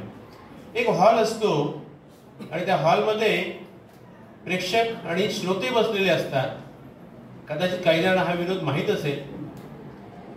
एक वक्ता आपलं भाषण सुरू करतो, असाच हॉल असतो तो, आणि वक्त्याचं इतकं रटाळ भाषण सुरू झालेलं असतं, मागून एक एक श्रोता बाहेर पडतो. अशी वेळ येते की शेवटी एकच प्रेक्षक समोर बसलेला असतो, तरी सुद्धा तो वक्ता नेटाने भाषण करत असतो. कौतुक वाटतं समोर बसलेल्या त्या प्रेक्षकाचं आणि श्रोत्याचं. शेवटी तो वक्ता त्या प्रेक्षकाला आणि श्रोत्याला विचारतो, अरे तुला माझं एवढं भाषण आवडलं का? तर तो असं म्हणतो, भाषण वगैरे काय आवडलेलं नाहीये, तुमच्यासमोर जो माईक आहे ना तो मी भाड्याने आणलेला आहे. ते जोपर्यंत संपत नाही तुमचं भाषण तोपर्यंत मला ते माईक नेता येत नाही, म्हणून मी तुमचं हे भाषण ऐकतोय. विनोदाचा भाग बाजूला ठेवूया. मला एक वेगळी मांडणी अशी करायची आहे. स्वतःच आपण रोल मॉडेल दुसरा तयार करण्यापेक्षा स्वतःच रोल मॉडेल आपण स्वतःच झालो तर बघा, आपल्याला सातत्याने एखादा वक्ता किंवा माझ्यासारखा एखादा माणूस तुम्हाला वेगवेगळी उदाहरणं देत राहतो. बघा, ह्याने कशा पद्धतीनं आयुष्यामध्ये काम केलं, आयुष्यामध्ये कसे परिश्रम केले, कशा पद्धतीनं अभ्यास केला आणि यशस्वी झाला. मी म्हणतो हा प्रयोग स्वतःकरिता आपण स्वतःच राबवला तर, आणि आपण दुसऱ्याचे रोल मॉडेल झालो तर. जसं मगाशी एका वक्त्याने सांगितलं की तुम्ही तुमच्यामध्ये गुणवंत तयार होऊन तुम्ही सुद्धा भविष्यामध्ये या व्यासपीठावर येऊन अशा स्वरूपाचं वक्तृत्व द्यायचं आहे. म्हणजे त्याचा अर्थ असा होतो की तुम्ही स्वतःचे रोल मॉडेल स्वतः तयार व्हायला पाहिजेत, असं माझी मांडणी आहे. मळलेल्या वाटा का सोडाव्यात या संदर्भात मला असं सांगावं असं वाटतं. मला मगाशी या संस्थेचे स्थानिक अध्यक्ष संजयजी पाताडे म्हणाले की बऱ्याच मुलांचा कल अलीकडे आर्ट्सकडे कमी झालेला आहे. असं का होत असेल, किंवा आर्ट्सकडे पाहण्याचा दृष्टिकोन आपल्याला का बदलतोय? तर मला अशी वेगळी मांडणी करायची आहे. आर्ट्सकडे गेलेला विद्यार्थी हा व्हर्सटाईल तयार झालेला असतो असं माझं म्हणणं आहे. मी आर्ट्स मधला नाहीये, नाहीतर कसं होतं, आपण ज्या फील्डमध्ये शिकलेलो असतो त्या फील्डचं कौतुक करत राहतो एखादा माणूस. पण मी तसं करत नाहीये. आर्ट्स मध्ये शिकलेली व्यक्ती, IAS ऑफिसर झालेल्या व्यक्ती ह्या जास्त आर्ट्स मधून आहे. MPSC मधून शिकलेली, MPSC झालेले विद्यार्थी किंवा हे जे सेवेमध्ये आहेत ते आर्ट्स मधले आहेत. यावरून आपल्याला लक्षात येईल की आर्ट्स मधून सुद्धा एक चांगल्या पद्धतीनं करिअर आपल्याला करता येऊ शकतं. परंतु पालकांचं एक दृष्टिकोन तयार झालेला असतो, 10वीला 95 मार्क्स पडले म्हणजे त्याला कोणत्याही परिस्थितीमध्ये सायन्सला घालायलाच पाहिजे. आता दुसरी एक मला मांडणी अशी करायची आहे की किती विद्यार्थ्यांना 95% पडल्यानंतर 12वीला परत 95% पडतात? फार कमी आहे. हा माझ्या माहितीप्रमाणे हा रेशो फार कमी आहे. याचं कारण सांगतो. याच्या मागचं कारण असं असतं की 10वीला 95-99% मार्क्स मिळाल्यानंतर त्या विद्यार्थ्याला थोडंसं फ्री वातावरण वाटू लागतं. 11वी-12वी हे कॉलेज असं आहे असं वाटू लागतं. अभ्यासाकडे दुर्लक्ष होतो. आणि 12वीला असे कित्येक विद्यार्थी माझ्या पाहण्यात आहे की 95% मिळालेले विद्यार्थी सायन्सला 55 आणि 60% सुद्धा मिळालेले विद्यार्थी माझ्या अगदी जिभेवर आहेत. होतं असं, विद्यार्थी लक्षात घ्या की 10वीला 95-96 आपण गुणवंत आहात. मी तुमच्या गुणवंताबाबत अजिबात संशय व्यक्त करत नाहीये. कासार्डे हायस्कूल मध्ये सगळेच विद्यार्थी गुणवंत आहेत. तुम्ही सगळे हुशार आहात, त्याच्याबद्दल वादच नाहीये. 10वी नंतर प्रॉब्लेम असा होतो आपला सगळा, हा एक प्रकार होतच असतो. परंतु कल असा तयार झालेला असतो, आपल्या डोक्यात एक फिक्स झालेलं असतं, 95-99% मिळाल्यानंतर at any how, at any cost आपल्याला सायन्सलाच जायचं असतं आणि सायन्सला गेल्यानंतर आपल्याला काही ठराविक फील्ड्स आहेत. मग ती फील्ड्स आपल्याला जर मिळवता आली नाही तर सगळं फ्रस्ट्रेशन तयार होतं, गोंधळ निर्माण होतो. आता राहिला कॉमर्सचा प्रश्न. कॉमर्सला तर दिवस अत्यंत चांगले आहेत असं माझं मत आहे. मी AI वर येतो. मग अशी एक सुंदर व्याख्यान इथं साळुंखेने दिलं, AI आर्टिफिशियल इंटेलिजन्स. अशा स्वरूपाची व्याख्यानं विद्यार्थ्यांसमोर व्हायला पाहिजे अशा मतांचा मी देखील आहे. त्यांनी एक सांगितलं मगाशी, खूप चांगलं सांगितलं, तितकं सोपं राहिलेलं नाही आता. जितकं पूर्वीचा काळ सोपा होता, 60-70% सुद्धा खूप चांगल्या पद्धतीनं आपल्याला मार्केटमध्ये विचारणा व्हायची. आता 95% सुद्धा विचारणा होत नाही. ही वस्तुस्थिती आहे. पण मुलांना मला वाटतं घाबरून जायचं कारण नाही. पूर्वी स्कोप कमी होता, आता स्कोप जास्त आहे. इथं करणाऱ्या व्यक्तीला प्रचंड स्कोप आहे असं मानणाऱ्यांपैकी आहे. आवाज थोडासा कमी जाईल तरी पण मी मांडण्याचा प्रयत्न करतो. तुम्ही तुमच्या वाटा शोधा. हे असं सांगण्यामागचं कारण असं आहे की तुम्ही स्वतःहून तयार करायला पाहिजे. याचं कारण असं की स्पर्धेचं युग आहेच आहे. या स्पर्धेच्या युगामध्ये चांगल्या पद्धतीनं टिकायचं असेल तर केवळ आणि केवळ ह्या मार्कांची बेरीज घेऊन जाता येत नाही. केवळ मार्क्स आहेत, आपल्याला 95% आहेत, केवळ आपण एखाद्या शाळेमध्ये गौरविलं गेलो म्हणजे आपल्याला कुठेतरी चांगली नोकरी मिळेल किंवा आपण यश संपादन करू, असं इतकी परिस्थिती सोपी राहिलेली नाहीये. ऍट द सेम टाइम दुसरी बाजू मला अशी मांडायची आहे की इतकंही काही कठीण नाही. जर स्वतःच्या वाटा आपण स्वतः चोखंदळत असू, स्वतः आपण काही करत असू तर आपल्याला कठीण नाहीये. जसं मी तुम्हाला मगाशी म्हणालो की आर्ट्स सारखं सेक्टर आहे, कॉमर्स सारखं सेक्टर आहे, या सेक्टर मधून सुद्धा चांगल्या पद्धतीनं करिअर करता येतं. मी तुम्हाला आणखी एक उदाहरण सांगतो की आपण एक डोळ्यासमोर किंवा डोक्यामध्ये काय आणतो, एक चांगली नोकरी असावी किंवा एखाद्या इंजिनिअरिंग कॉलेजमध्ये गेल्यानंतर आपल्याला एका कॅम्पस इंटरव्ह्यू मध्ये चांगल्या एखाद्या लाखाचं, एक 10-20 लाखांचं पॅकेज मिळावं, असं काहीतरी डोळ्यासमोर असतं. किंवा किंबहुना पालकांचा पण आग्रह असतो की आपला मुलगा इंजिनिअरिंगला गेल्यानंतर कॅम्पस इंटरव्ह्यू मध्ये त्याला एक 20 लाखाचं 25 लाखाचं पॅकेज मिळावं. मी तुम्हाला एक उदाहरण देतो. मी 4 शाळांचा, आमच्या 4 शाळा आहेत, हायस्कूल्स आहेत, त्याचा मी जवळजवळ 20 वर्ष डायरेक्टर आहे. ओरोसमध्ये आणि कसालमध्ये आम्ही काही उपक्रम राबवतो. त्या उपक्रमामध्ये आमचा एक शिक्षक बाहेरून मागवलेला आहे. त्या शिक्षकाचं शिक्षण किती असेल माहिती आहे का तुम्हाला? 10वी नापास. आता आश्चर्य आहे ना, 10वी नापास असलेला शिक्षक शाळेमध्ये येऊन शिकवतो. काय शिकवत असेल तर आम्ही आमच्या कॅम्पसमध्ये मुलांना व्हर्सटाईल करण्याकरिता शेतीचं शिक्षण देतो. मग तो मुलगा किंवा ती मुलगी 95% वाली असली किंवा 99% वाली असली तरी तिला मूलभूत कामं, मूल्य, भारताची मूल्य, आपल्या घरातली मूल्य, विचारांची मूल्य शिकता यायला पाहिजे. आपण काय खातो, त्या शेतीमधून काय तयार होतं हे सुद्धा शिकता यायला पाहिजे. म्हणून आम्ही त्यांच्याकडून प्रात्यक्षिक करून घेतो. माझ्या ओरोस हायस्कूलची मुलं भोपळ्याचं कशी लागवड करावी आणि भोपळा कसा काढावा, भेंडीची कशी लागवड करावी आणि भेंडी कधी काढावी आणि तिचा दर काय असू शकतो, वेल कशा पद्धतीनं कुठल्या दिशेने लावावा, तो कधी लावावा, ह्याचं सुद्धा शिक्षण आम्ही त्या मुलांना देतो. म्हणजे ते एखादं मूल आमचं MBBS झालेलं असेल तर तेच MBBS झालेलं मूल काकडीचं सुद्धा वेल कसा लावायचा हे सुद्धा शिकतं. ही मूल्य आम्ही त्यांना देतो. सांगायचं मला तुम्हाला इतकंच आहे, या उपक्रमाच्या माध्यमातून, संजय नकाशे यांच्या या उपक्रमातून तुम्ही व्हर्सटाईल व्हायला पाहिजे. व्हर्सटाईल होणं म्हणजे सर्वव्यापी होणं गरजेचं आहे. तुम्हाला सर्व शिक्षण घेणं गरजेचं आहे. सर्व शिक्षण जर तुम्ही घेत असाल तर तुम्हाला तुमच्या भविष्यात मध्ये अडथळे निर्माण होत नाही. मोबाईल बाबतीत मी थोडं सांगतो. मोबाईल असायलाच पाहिजे खरं तर. बघा, मी मोबाईल नको असं कधी माझं म्हणणं नाहीये किंवा कोणच आता म्हणू शकत नाही, कारण मोबाईल ही काळाची गरज आहे.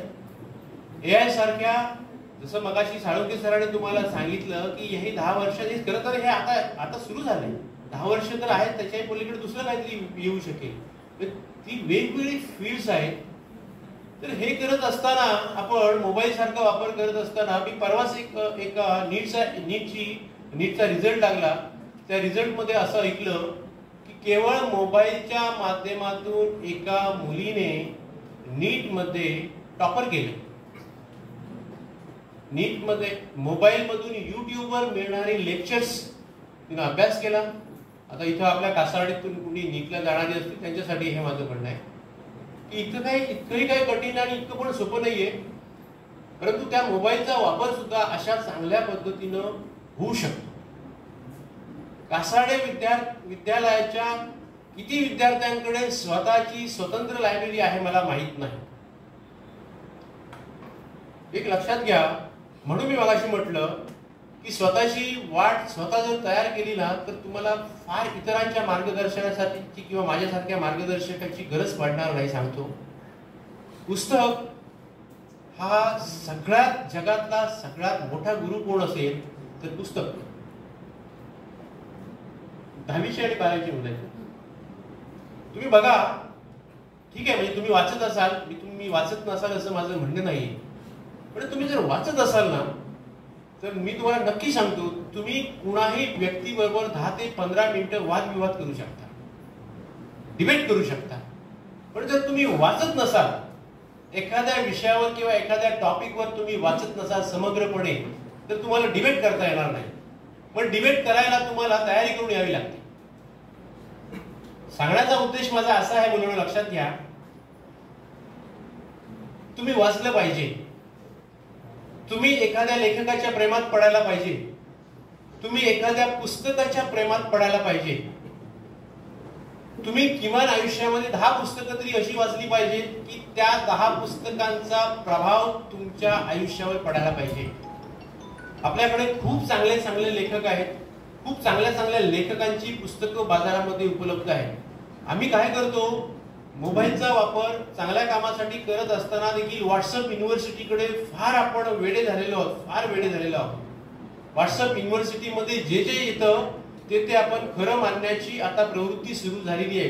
पण मैत्रिणींनो, तुम्हाला सांगतो की व्हॉट्सअपवरचा कुठलाही संदेश जरी आला तरी तो संदेश स्वतः चिकित्सा करून एखाद्या पुस्तकाचं मार्गदर्शन घेतल्याशिवाय त्याची सत्यता जाणता येत नाही आपल्याला.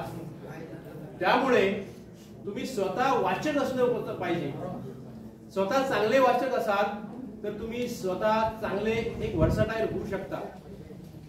त्यामुळे मला या माध्यमातून तुम्हाला एक मार्गदर्शन वजा एक सूचना करायची आहे. प्रेमळ माझी विनंती राहील तुम्हाला. बघा, या आजच्या मार्गदर्शनातून तुम्हाला काही घेऊन जाता येतं का बघा. आतापर्यंत झालेल्या मार्गदर्शकांनी जे काही मार्गदर्शन केलं किंवा मी जे काही तोडकं मोडकं आपल्याला सांगतोय त्या माध्यमातून तुम्हाला काय आजच्या या उपक्रमातून काही घेऊन जाता येतं का बघा. तुम्ही स्वतःला विचारा, स्वतःला विचारा. म्हणून मी तुम्हाला बघापासून 2-3 वेळा तेच सांगितलंय की तुम्ही नका कोणाचं फारसं मार्ग हे घेऊ नका रोल मॉडेल, पण तुम्ही स्वतःचे रोल मॉडेल व्हा आणि स्वतः प्रश्न स्वतःला विचारा की मी 1ली पासून 12वी पर्यंत किंवा 1ली पासून 10वी पर्यंत शालेय पुस्तकांव्यतिरिक्त मी काय वाचलं आहे. मी पु ल देशपांडे वाचले आहेत का, मी साने गुरुजी वाचले आहेत का, मी वि स खांडेकर वाचलेत का, मी शिवाजी साटम वाचले आहेत का, मी शिवाजी सावंत वाचले आहेत का, मी शिरवाडकर वाचले आहेत का. ही पुस्तकं खरं तर 12वीच्या आतली आहेत. मी तुम्हाला सांगतो 12वीच्या पुढे नंतर मोठ्या इतर लेखकांची आहेत. हे तुम्ही वाचलंय किंवा नाही याचा तुम्ही स्वतःला प्रश्न विचारा. आणि वाचला नसाल तर तुमच्या समोर मोठा प्रश्न आहे या जगात वावरताना. त्यामुळे वाचन संस्कृती जोपासा. कदाचित या शाळेमध्ये वाचन संस्कृतीचा पण उपक्रम सुरू असेलही, नसेल तर मॅडम मला सांगणं आहे तुम्हाला की वाचन संस्कृतीसाठी एक स्वतंत्र उपक्रम छानपैकी एक व्यवस्थित मांडा, त्याची मांडणी करा. जाताना फक्त मी माझं एक उदाहरण तुम्हाला सांगतो आणि थांबतो. मला लॉयर किंवा चार्टर्ड अकाउंटंट व्हायचं होतं. माझं अकाउंट खूप चांगलं होतं. पण त्या काळामध्ये सगळंच हे मान्यवर जे सगळे बसलेले आहेत ना, त्यांची सगळ्यांचीच परिस्थिती बिकट होती. म्हणजे तो आणि आताचा जो गॅप आहे ना, तो खूप वेगळा आहे. पूर्वीचे आई वडील मुलाला कशा पद्धतीने वागवायचे शाळेसाठी हे सगळ्यांना माहिती आहे. मी कोल्हापूरला शहाजी लॉ कॉलेजला LLB ला गेलो.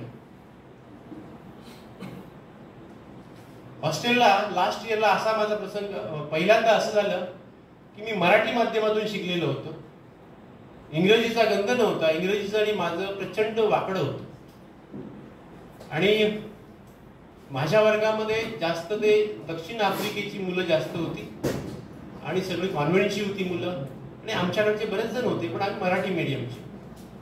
सगळ्या विषयांमध्ये मी नापास झालो. 6च्या 6 विषयांमध्ये मी नापास झालो. मार्गदर्शक कोणीच नाही ना. आता काय करायचं पुढे? आई वडील शेतकरी, आई वडील तर ठीक आहे, पण जमत नसं तर मागे ये असं मार्गदर्शन. नाहीतर ठीक आहे, शेती आहेच आपली, काजूची बाग आहे, ती बघता येईल काहीतरी करून. मी माझा मार्गदर्शक मीच बनलो आणि अशा पद्धतीनं अभ्यासाला लागलो. पुन्हा बसलो वर्गामध्ये, मी पहिला आलो. दुसऱ्या वेळी वर्गामध्ये मी पहिला आलो आणि लास्ट इयरला शिवाजी युनिव्हर्सिटीमध्ये मी चौथा आहे. मराठी मीडियम आणि इंग्रजी.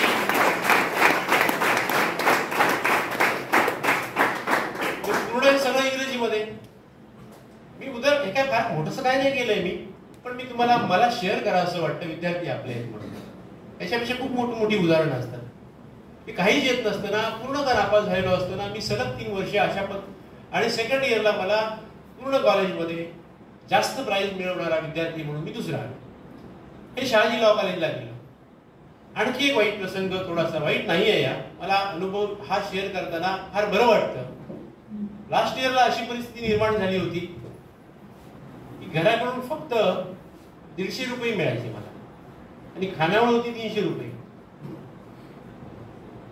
आई वडिलांना आपण सांगू शकत नव्हतो, कारण मानी स्वभाव पण थोडासा होता. मग मी असं केलं होतं, एक खानावळी आजी होती, तिला आजीला हा प्रसंग सांगितला. मग ती आजी मला म्हणाली अशी की तू दिवसभराचं एकदा जेवून जा माझ्याकडे. मग मी दुपारी एकदा जेवायला जायचो तिच्याकडे आणि रात्री जेवायचं नाही. पण आम्ही तरुणाई असते ना, भुकेचं पोट असतं. मग त्यावेळी मी रात्री मला पाण्याची बॉटल एकाने दिलेली होती, थंडाची रिकामी बॉटल असते. मग ती पाणी भरून ठेवायचं आणि ज्यावेळी मला भूक लागेल त्यावेळी मी ते पाणी प्यायचो. आणि शेवटचं वर्ष मी पूर्ण सगळे दिवस अर्ध पोटी राहून, म्हणजे परंतु त्या पाण्यावर दिवस काढले, पण पूर्ण पोटभर. हा अनुभव सांगण्यामागचं मला एवढंच आहे की स्वतःची वाट स्वतः आपण जर तयार केली तर यशाला आपण गवसणी घालू शकतो, असं मला सांगायचं. तुम्ही करा. मी सांगतो, तुमच्या मनामध्ये जे करायचं आहे ते ध्येय तुम्ही मजबूत ठेवा. आणि हे दिवस विद्यार्थ्यांना तुम्हाला सांगतो, मजा करायची नाहीये, लक्षात घ्या. आपल्याला वाटतं ते कॉलेज हे सगळं, परंतु ह्या सगळे जर आपण मजेत दिवस घालवले तर आपण सजेला जाऊ शकतो. आपण कॉलेज जीवनामध्ये हा मजा करतो, सगळ्या गमती जमती करतो, परंतु आपल्या भविष्याच्या दृष्टीने गंभीर हा मजा करत असताना तुम्ही तुमचं ध्येय एखाद्या दगडासारखं टणक असायला पाहिजे. हे मजबूत, हे असं मऊ आणि मुसमुशीत जर राहिलं ना तर आपण काही नाही करू शकत. मग आपला हा मार्केटमध्ये किंवा बाजारामध्ये आपल्याला नाही कोण टिकाव करू शकत नाही. तुमचं ध्येय जर मजबूत, टणकदार, टोकदार असेल, म्हणजे एखादा दगड एखाद्या आंब्यावर मारला, आंबा पडलाच पाहिजे इतकं ध्येय तुमच्या समोर असलं पाहिजे. लक्ष दणकट असायला पाहिजे. म्हणून मी तुम्हाला सांगतोय की तुमचं ध्येय तुमच्या, आणि एक लक्षात घ्या, तुमच्या ध्येयापासून तुम्हाला कोणीही ढळू देऊ शकत नाही. तुमचं ध्येय तुम्हालाच मिळवायला पाहिजे. मग शिक्षक हा मार्गदर्शक आहे, आम्ही आज येऊ आणि तुम्हाला सांगून जाऊ, परंतु तुमची अचिव्हमेंट तुम्हालाच करायची आहे. आणि तुमची अचिव्हमेंट तुम्हाला करण्यापासून कोण रोखतंय? एखादा विद्यार्थी किंवा एखादी विद्यार्थिनी एखादं कारण सांगते ना की मी आजारी होते म्हणून माझा पेपर कठीण गेला, किंवा मला त्या दिवशी जरा गडबड झाली म्हणून मला हे जमलं नाही, की ह्या लंगड्या सबबींना सांगत राहू नका. परिस्थितीची ही सबब कधी कोणाला सांगू नका. की माझी परिस्थिती गरीब आहे म्हणून मी शिकू शकलो नाही, ही कधीच सबब सांगू नका. माझं तर असं म्हणणं आहे की आपल्या समोर आताच्या विद्यार्थ्यांसमोर एवढं रान मोकळं आहे, एवढं ओपन टू स्काय इतकं आहे की ते पूर्वी कधीच नव्हतं. आज इतकं तुमच्यासमोर, आज तुमचे पालक तुम्ही जे सांगाल ते तुमच्यासमोर आणून देतात, तुम्हाला सांगाल ते कपडे देतात, तुम्हाला सांगाल तो मोबाईल आणून देतात. ते कशासाठी करतात? तर त्यांनी त्यांच्या आयुष्यामध्ये खूप भोगलेलं असतं, त्यांना हे कधीच मिळालेलं नसतं, परंतु हे तुमच्यासमोर आणून देतात. एखादी मुलगी रडायला लागली, डोळ्यातून पाणी आणलं तर तो बाप काहीतरी करून पैसे उभे करतो आणि त्या मुलीला किंवा मुलाला आणून देतो. या भावना लक्षात घ्या. तुम्ही काय करणार आहात ते त्यांना नको असतं, तुमचे पैसे त्यांना नको असतात तुमच्या पालकांना, परंतु आपला मुलगा किंवा आपली मुलगी कुठेतरी जे काय मिळवेल ते यशस्वी व्हावी, त्या यशामध्ये तिनं चांगल्या पद्धतीनं प्रावीण्य मिळवावं, हीच त्यांच्या मागे भावना असते. इतकं तुमच्या समोर आहे. मला तर कासार्डे हायस्कूलचंही मला कौतुक वाटतं मॅडम, आणि सगळेच या पदाधिकारी इथे सगळे ग्रामस्थ, जवळजवळ 1200-1300 विद्यार्थी 1300 विद्यार्थी ह्या हायस्कूलमध्ये शिकतात. मला 58 की 59 सालापासून ही हायस्कूल सुरू झालंय. मला वाटतं आता हजारो विद्यार्थी या शाळेमधून बाहेर पडलेले आहेत. इतकी उत्तम शाळा या कासार्डे या ठिकाणी आहे. सिंधुदुर्ग जिल्ह्यामध्ये मला वाटतं ही एक मोठी शाळा आहे. एवढी मोठी शाळा मला वाटतं मी 1-2 शाळांमध्ये ज्या काय पाहिल्या त्याच्यापैकी ही मोठी शाळा आहे. आणि एका चांगल्या आदर्श शाळेमध्ये तुम्ही शिकतात. तुम्हाला चांगला एक शिक्षक वर्ग या ठिकाणी लाभलेला आहे, त्याचा तुम्ही लाभ घ्या. तुमच्या जीवनाकडे पाहताना तुम्ही खूप सिरियसली पहा.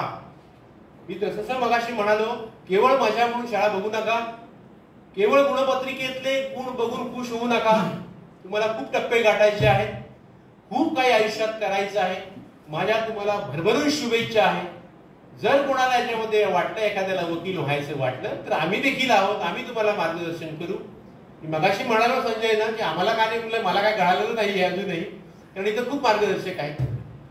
पण जे काही सांगण्याचा मी प्रयत्न केला छोटासा, त्याचं बघा कितपत आकलन तुम्हाला झालंय, कितपत हे घरी नेता येतं का बघा. तुम्ही त्याचं आचरण करण्याचा प्रयत्न करा. आणि पुन्हा एकदा जाताना सांगतो, स्वतःची वाट स्वतः आखा, स्वतःची वाट तुम्ही तयार करा आणि स्वतः दुसऱ्याचे रोल मॉडेल व्हा. आम्ही तुमचे रोल मॉडेल नाही, तुम्ही स्वतःचे रोल मॉडेल व्हा. धन्यवाद. नमस्कार.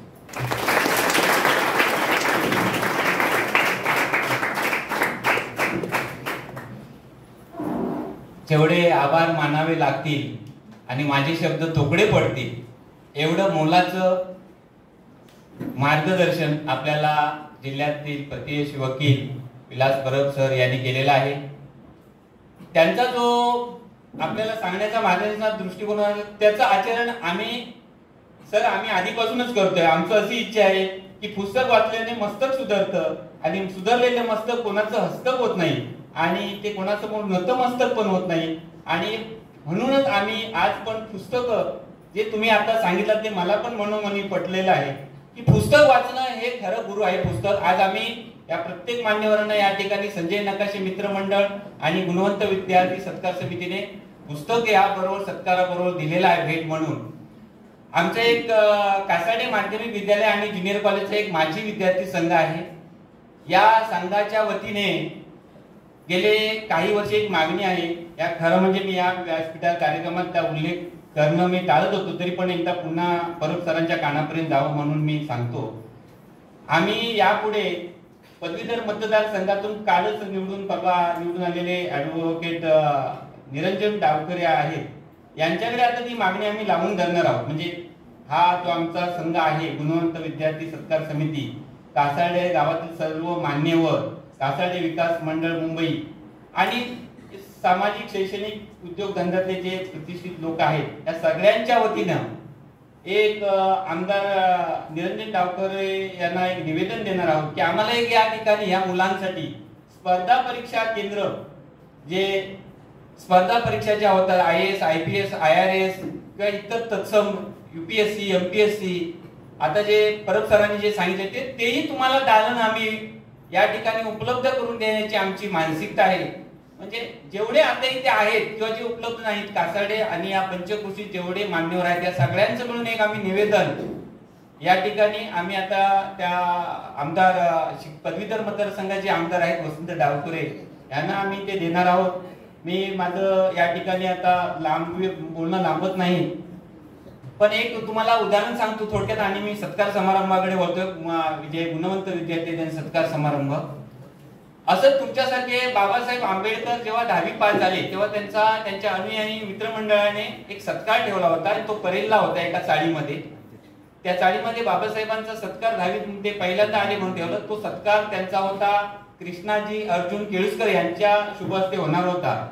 बाबासाहेब आंबेडकर हे जर तुम्ही चरित्र त्यांचं वाचलात किंवा याच्या पुढे भविष्यात वाचा, त्यांनी असं लिहिलंय की त्यावेळेला बाबासाहेब आंबेडकरांना गौतम बुद्ध नावाचं एक पुस्तक त्यांना भेट म्हणून दिलं आणि ते पुस्तक जर त्यांच्या हाती तेव्हा पडलं नसतं तर बाबासाहेब असं म्हणतात की मी भारतीय घटनेचा शिल्पकार किंवा एक जागतिक रत्न हे होऊ शकलो नसतो. म्हणून पुस्तक हे आपलं खरं म्हणजे मार्गदर्शक आहे. ते परत सरांनी सांगितलं मी परत पुनरावृत्ती केली, ओढली, टाइम घेतला. मी याबद्दल तुमचा खरं म्हणजे सगळ्यांची व्यासपीठावरील मान्यवरांची दिलगिरी व्यक्त करतो आणि यानंतर मी सत्कार समारंभाकडे बोलतोय. आता जो मागच्या वर्षी जे गुणवंत विद्यार्थी ज्यांनी यश संपादन केलं आहे, तर कासाडे कनिष्ठ महाविद्यालयातून तृतीय क्रमांक ज्यांनी यश संपादन केले आहे ते रवींद्र भास्कर कोतवडेकर हे या ठिकाणी आहेत. यांना या ठिकाणी सन्मानित केले जात आहे. मी कासाडे गावचे उपसरपंच गणेश पाताडे यांना विनंती करतो की त्यांनी रवींद्र भास्कर कोतवडेकर यांना सन्मानित करायचं आहे.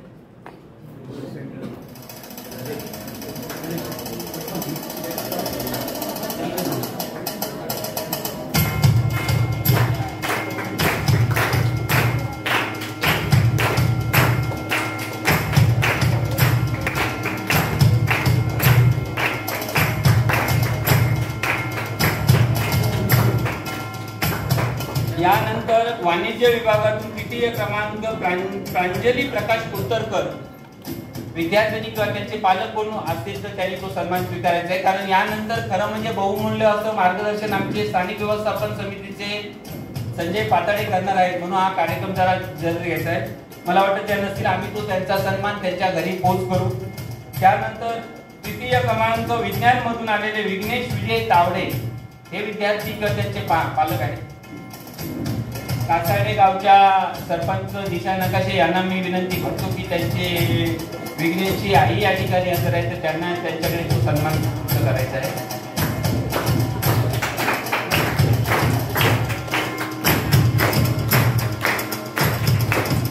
यानंतर कला विभागातून तृतीय क्रमांक ज्यांनी प्राप्त केला आहे ते रोशन दयानंद राठोड विद्यार्थी किंवा त्यांचे पालक असतील तर चला आम्ही हा त्यांचा सन्मान पंजावर पोस्ट करू. त्यानंतर वाणिज्य विभागातून द्वितीय क्रमांक ज्यांनी यश प्राप्त केले ते साक्षी सहदेव सावंत हे काय त्यांचे पालक या ठिकाणी आहेत. मी संजय देसाई यांना विनंती करतो त्यांनी त्यांना सन्मानित करायचं आहे.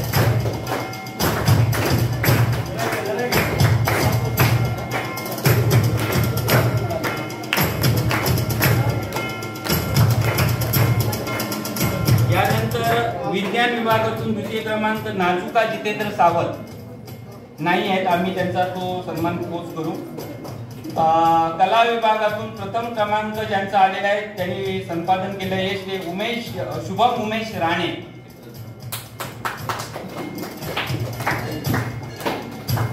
ऍडव्होकेट विलास परब सर यांना मी विनंती करतो त्यांनी हा त्यांना सन्मानित करायचा.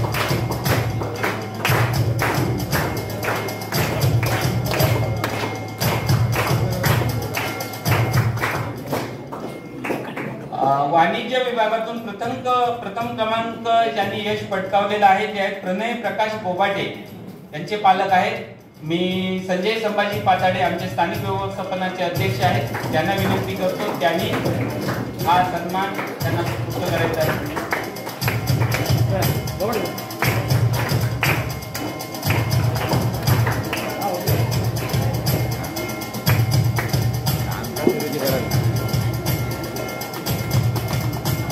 यानंतर विज्ञान विभागातून प्रथम आलेले गौरेश किशोर कुडतरकर हे या ठिकाणी गौरव किशोर कुडतरकर हे उपस्थित आहेत. मी प्रकाश पारकर आणि संतोष पारकर बंधूंना दोघांना विनंती करतो की आपण या प्रथम क्रमांक संपादित केले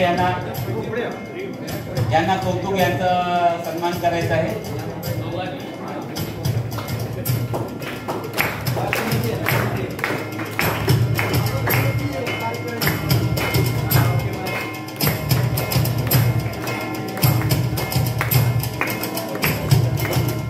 यानंतर 10वी SSC उत्तीर्ण अथर्व अवधूत गुले ज्यांनी 93% मार्क संपादन करून प्रथम आलेले आहेत.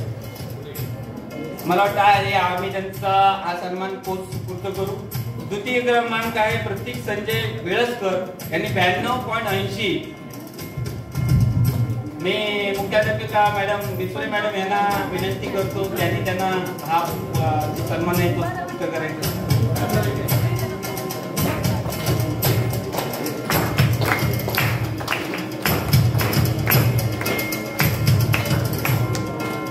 यानंतर SSC ला तृतीय क्रमांक अमूल्य जयप्रकाश परब आमचे परब सर जे कासाडे गावचे मार्गदर्शक आमचे आहेत त्यांचे चिरंजीव आहेत.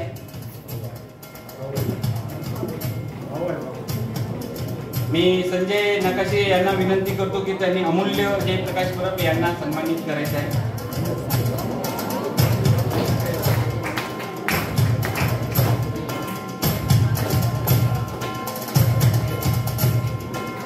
यानंतर आपल्या या कार्यक्रमाची शोभा वाढवणारे आमचे फोटोग्राफर गुरुप्रसाद सावंत यांना पण मी या ठिकाणी सन्मानित करायची विनंती संजय नकाशेंना करतो. आता यांचा फोटो दुसऱ्या फोटोग्राफरने घ्यायचा आहे.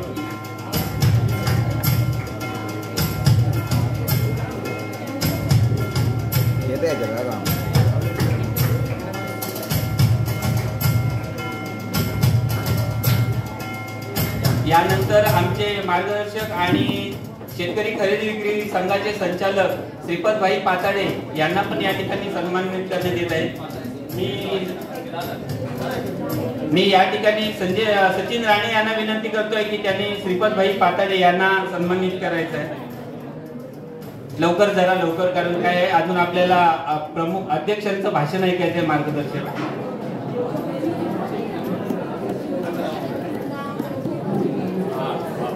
विद्यार्थी व मित्र आपल्या थोडाच वेळ घेणार आहे, जास्त वेळ नाही. कार्यक्रम संपत आलाय, थोडी शांतता राखा. धन्यवाद.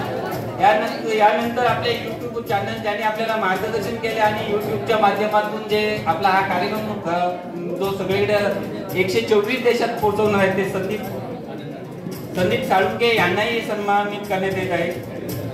ॲडव्होकेट अनंत नकाशे यांच्या उपस्थितीत त्यांना सन्मानित करण्यात येत आहे. आणि आमचे स्थानिक युट्यूब चॅनलवाले गुरु पाताडे जे कासाडी गावचे सर्व कार्यक्रम आपल्यापर्यंत पोहोचवतात त्यांनाही आम्ही या ठिकाणी सन्मानित करतोय. मी श्रीपद उर्फ भाई पाताडे यांना विनंती करतो त्यांनी गुरु पाताडे यांना सन्मानित करायचं.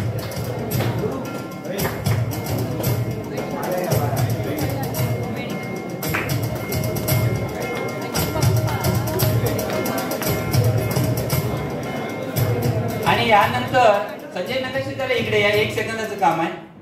आमच्या या सत्कार समितीच्या माध्यमातून संजय नकाशे मित्रमंडळ आणि गुणवंत विद्यार्थी सत्कार समिती यांच्या माध्यमातून आम्ही कासाडे माध्यमिक विद्यालय यांच्याकरिताही 2 पुस्तकं भेट म्हणून मुख्याध्यापिका बिसुरे मॅडम यांच्याकडे सुपूर्द करेल. मी संजय नकाशे यांना विनंती करतोय की त्यांनी बिसुरे मॅडमकडे ही पुस्तकं सुपूर्द करावी.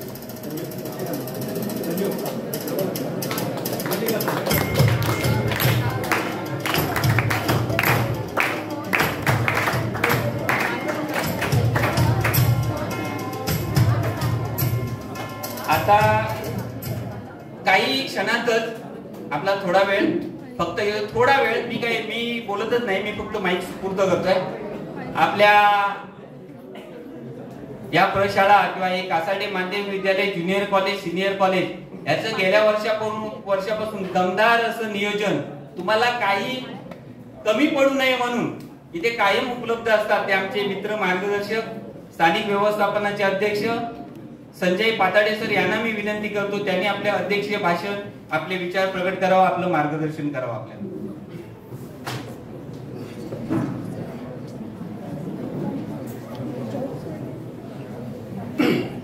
नमस्कार. व्यासपीठावरील उपस्थित सर्व मान्यवर, आजच्या कार्यक्रमाचे सत्कार मूर्ती, त्यांचे प्रतिनिधी, त्याचप्रमाणे सुनीता शांताराम एज्युकेशन ट्रस्ट, संजय नकाशे मित्रमंडळ आणि संबंधित समितीचे सर्व पदाधिकारी आणि कार्यकर्ते, त्याचप्रमाणे बराच वेळ मोठ्या उत्कंठेने या ठिकाणी श्रोते म्हणून बसलेले माझे सर्व विद्यार्थी मित्र,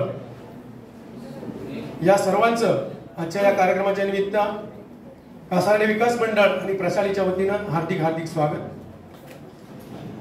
सर्व मार्गदर्शक आपल्यासमोर उपस्थित राहून त्यांनी आपले विचार आपल्यासमोर मांडलेले आहेत. त्यापेक्षा वेगळं काही सांगावं असं मला वाटत नाही. बऱ्याचशा मुद्द्यांना स्पर्श झालेला आहे. कोरोनाच्या काळामध्ये कोरोनाचीच कृपा म्हणावी लागेल की आपण सर्वांनी महाभारत सिरियल बघितली असेल. या महाभारत सिरियल मध्ये जेव्हा पांडवांना वनवास प्राप्त झाला, वनवासाची 14 वर्ष आणि त्यानंतर 1 वर्ष अज्ञातवास, तर या अनुषंगाने त्यांचे जे गुरु होते, मार्गदर्शक होते, ते अर्थातच भगवान श्रीकृष्ण होते.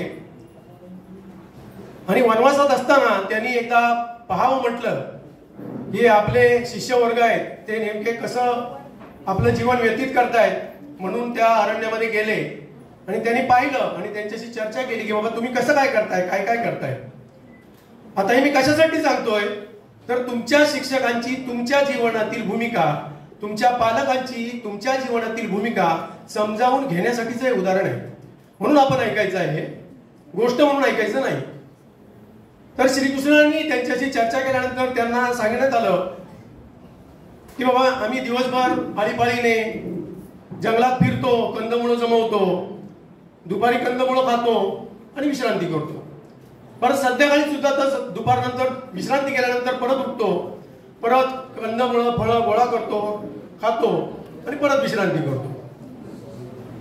भगवान श्रीकृष्णांना ही गोष्ट फार दुःखदायी वाटली. ते म्हणाले तुमचा जो हे वनवास आहे याच्या मागे काहीतरी प्राक्तन आहे, पुढे काहीतरी वाढून ठेवलेलं आहे आणि त्यासाठी तुम्हाला फक्त कंदमुळं खाणं आणि झोपणं एवढं पुरेसं नाही. तुमच्यासाठी जे काही पुढे वाढून ठेवलंय त्या दृष्टीने मी आजपासून सांगतो त्या पद्धतीने नियोजन करून तुम्हाला पुढचा काळ व्यतीत करावा लागेल. तुम्हाला तसा अभ्यास करावा लागेल. स्वतःमध्ये इतर काही गुण संपादन करावे लागतील, विकसित करावे लागतील. तसं भीमानं सांगितलं की तू यानंतर काहीही करून या ठिकाणी आहार कसा शिजवता येईल त्याचं तू प्रशिक्षण घे, स्वतःमध्ये ते विकसित कर. द्रौपदीला सांगण्यात आलं की ब्युटी पार्लर अर्थात मुलींचा शृंगार कसा करावा याबद्दलचं तू स्वतःमध्ये गुण विकसित कर. अर्जुनाला सांगितलं की तू नृत्य शिकलं पाहिजेस, तू नृत्यांगना म्हणून स्वतःला तयार केलं पाहिजेस. नकुल आणि सहदेवाला असं सांगितलं की तुम्ही घोड्यांची काळजी कशी घ्यायची, रथाची काळजी कशी घ्यायची याचा अभ्यास केला पाहिजे. अर्थातच ते राजपुत्र होते, त्यांना या गोष्टी खटकल्या, पण शेवटी आपण कसं आपले गुरुजन आपल्याला सांगतात, शिक्षक सांगतात, तेव्हा ते सांगतात म्हणून आपण ते ऐकत असतो आणि त्याचं अनुसरण करत असतो. तर पुढच्या काळामध्ये त्या परमेश्वराला माहिती असल्याप्रमाणे अज्ञातवासात आपण सगळ्यांनी पाहिलं असेल की द्रौपदीला एका राजाच्या राजवाड्यामध्ये तिथल्या राजकुमारी किंवा राजकन्या असतील, राजपत्नी असतील, त्यांचा शृंगार करण्यासाठी नोकरी पत्करावी लागली. भीमाला त्या ठिकाणी 1 वर्ष अज्ञातवासामध्ये स्वयंपाकाचं काम स्वीकारावं लागलं. नृत्य शिकवण्यासाठी आणि तिथले जे राजे होते त्यांचं मनोरंजन करण्यासाठी अर्जुनाला नृत्यांगना व्हावं लागलं. तर हे सगळं जे सांगतो आपण हे कशासाठी आहे की आपले गुरुजी सांगतात की अभ्यास करा, तुमचं वर्तन सुधारा, तुम्ही सुसंस्कृत व्हा, तुम्ही माणूस म्हणून जगायला शिका. आई वडील आपल्याला सांगतात. परब सर आता म्हणाले की सगळे अभ्यास करा म्हणून सांगतात, त्याचा कंटाळाच येतो. गोष्ट खरी आहे ती, पण अभ्यासाव्यतिरिक्त सुद्धा चांगलं माणूस बनण्यासाठी, सुसंस्कृत बनण्यासाठी आपल्याला काय आवश्यक आहे हे आपल्या गुरुजनांना आणि आपल्या पालकांना माहिती असतं, म्हणून ते वारंवार आपल्याला सांगत असतात. यातून हा बोध घ्यायचा आहे की आपले शिक्षक, आपले पालक आपले शत्रू नसतात, तर पुढच्या दृष्टीने, पुढच्या तुमच्या भविष्याच्या दृष्टीने ते तुम्हाला सूचना करत असतात, मार्गदर्शन करत असतात. तर त्यासाठी आपण सर्वांनी त्या पद्धतीने उद्युक्त राहायचं आहे. 10वी किंवा 12वी झाल्यानंतर जेवढे गुण मिळाले, आता या ठिकाणी सत्कार केला त्या संजय नकाशे मित्रमंडळ आणि सुनीता एज्युकेशन ट्रस्ट जे आहे यांचं मी अभिनंदन करतो, कारण ते कौतुकास पात्र आहेत. ज्या अर्थी तुमचा सत्कार केला म्हणजे तुमची जबाबदारी यानंतर वाढलेली आहे की केवळ आता गुणवत्ताधारक आपण झालो म्हणजे आपली जबाबदारी संपत नाही. आपल्या जबाबदाऱ्या वाढलेल्या आहेत, त्या आपल्या शिक्षकांकडून वाढल्या आहेत, पालकांकडून वाढल्या आहेत आणि समाजधुरी नसं जे आहेत, जे तुमच्या कौतुकाची थाप तुमच्या पाठीवर मारतात, त्यांच्याही अपेक्षा तुमच्याकडनं वाढलेल्या आहेत. तर त्या दृष्टीने पुढच्या काळामध्ये तुम्ही कार्यरत राहिलं पाहिजे. यासाठी तुम्ही सदैव प्रयत्न कराल. ज्या जबाबदाऱ्या आहेत त्याचं निर्वहन तुम्ही कराल याबद्दल मला खात्री आहे. ज्यांनी तुमच्या पाठीवर कौतुकाची थाप मारली, ज्यांनी तुम्हाला मार्गदर्शन केलं पुढच्या आयुष्यात यशस्वी होण्यासाठी, त्या सर्वांना पुढील काळामध्ये चांगलं आरोग्य लाभू देत, उदंड आयुष्य लाभू देत अशी ईश्वरचरणी प्रार्थना करतो.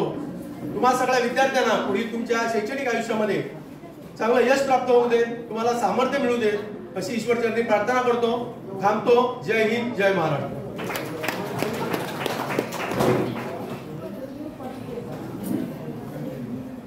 खाऊचा तुम्ही आस्वाद घ्या, पण जरा चुळबुळ कमी करा, कारण शेवटात थोडाच वेळ राहिलाय. मी काही जास्त वेळ घेणार नाही. आपल्याला ज्यांनी चांगली साऊंड सर्व्हिस लाभली, या साऊंड सर्व्हिसचे मालक यांचं मी संजय नकाशे यांना विनंती, त्यांचा एक सत्कार सन्मान करायचा आहे, तो एकदा एक छोटासा करून घ्या कृपया. संजय नकाशे हे आम्हाला नेहमी चांगल्या प्रकारे साऊंड सर्व्हिस आणि माफक कोणताही आम्हाला डोकं खावं लागत नाही, ते प्रत्येक करून देतात.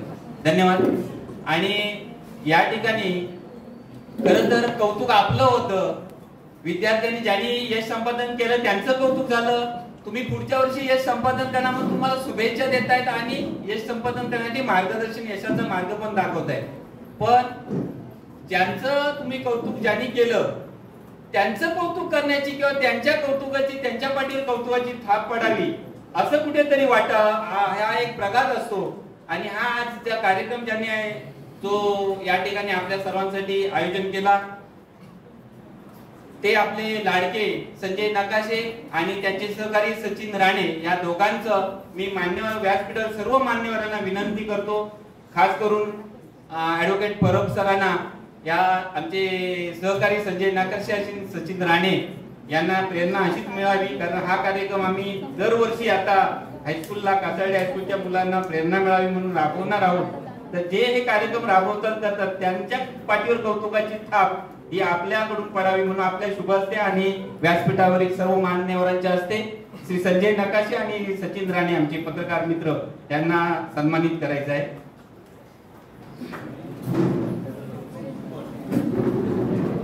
लवकर लवकर लवकर मुलं जरा चुळबुळ करायला लागली आहेत. त्यांना मला वाटतं जेवणाचा टाइम झालेला आहे. त्यामुळे श्री संजय नकाशे आणि आपले जे सचिन राणे यांच्यासाठी एकदा जोरदार काय आपण सर्वांनी करायचे आहे. आपल्या विद्यार्थ्यांचं कौतुक त्यांनी केलेलं आहे.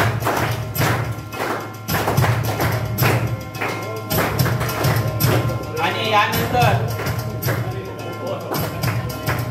शेवटचं 1 मिनिट आणि यानंतर मी माझे सहकारी सचिन राणे यांना मान्यवरांचा आभार आणि या कार्यक्रमाची सांगता करण्याची जबाबदारी मी माईक सचिन राणे यांच्याकडे सुपूर्द होते.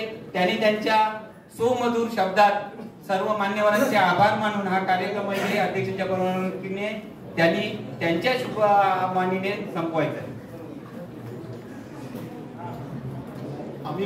आम्ही भाग्यवंत गुणांचे पुजारी हा आमचा मंडळ आपल्या सुनीता एज्युकेशन ट्रस्ट आणि संजय नकाशे मित्र परिवार माझी विद्यार्थी संघटनेच्या वतीने हा कार्यक्रम संपन्न झाला.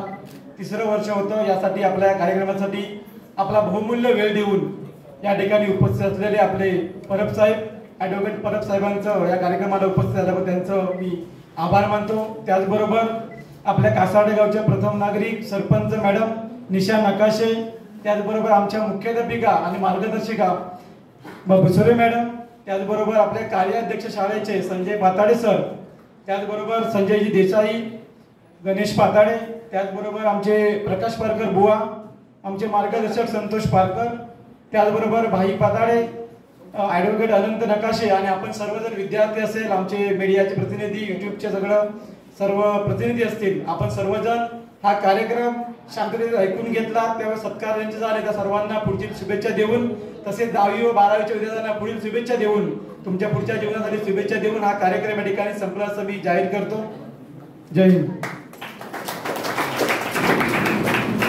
छत्रपती शिवाजी महाराज की, छत्रपती शिवाजी महाराज की, भारत माता की, भारत माता की, वंदे वंदे. धन्यवाद सर्वांचं मनापासून पुन्हा एकदा आभार. आणि हा कार्यक्रम संपला असं जाहीर केलेला.